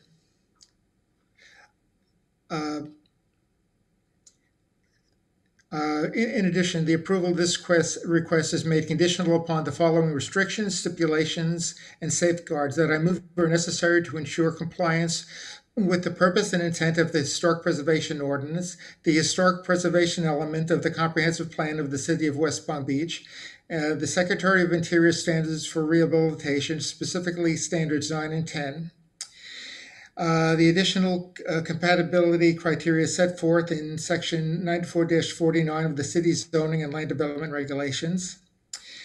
The conditions include the following. All front-facing windows shall have completely clear glass with no tint or low E coating. Thank you. Do we have a second? Second. All those in favor? Aye. Aye. Any opposed? Okay, motion carries. Thank you. Your case has been approved. Thank you. Appreciate it. Have a good night. You too. And with that, we have completed our agenda. Thank you all for your time this evening. What you do and the time that you commit to the city and volunteer is valuable, and I appreciate it. And Mr. Green, is there anything you want to add? No, just good job by everybody. I appreciate everybody's patience. If it's any consolation, you were an hour longer than the city commission meeting last night. But good job, Frederic and Aaron. I appreciate all your hard work. And I echo that. Thank you, Frederic and Aaron, and for always being the consummate professionals that you are. So thank you, everyone. And with that, can we have a motion to adjourn? Move to adjourn tonight's Historic Preservation Board meeting. A second. Second. All those in favor? Aye. Aye. None opposed. Aye. Thank you all. Have a great evening. Have a good night.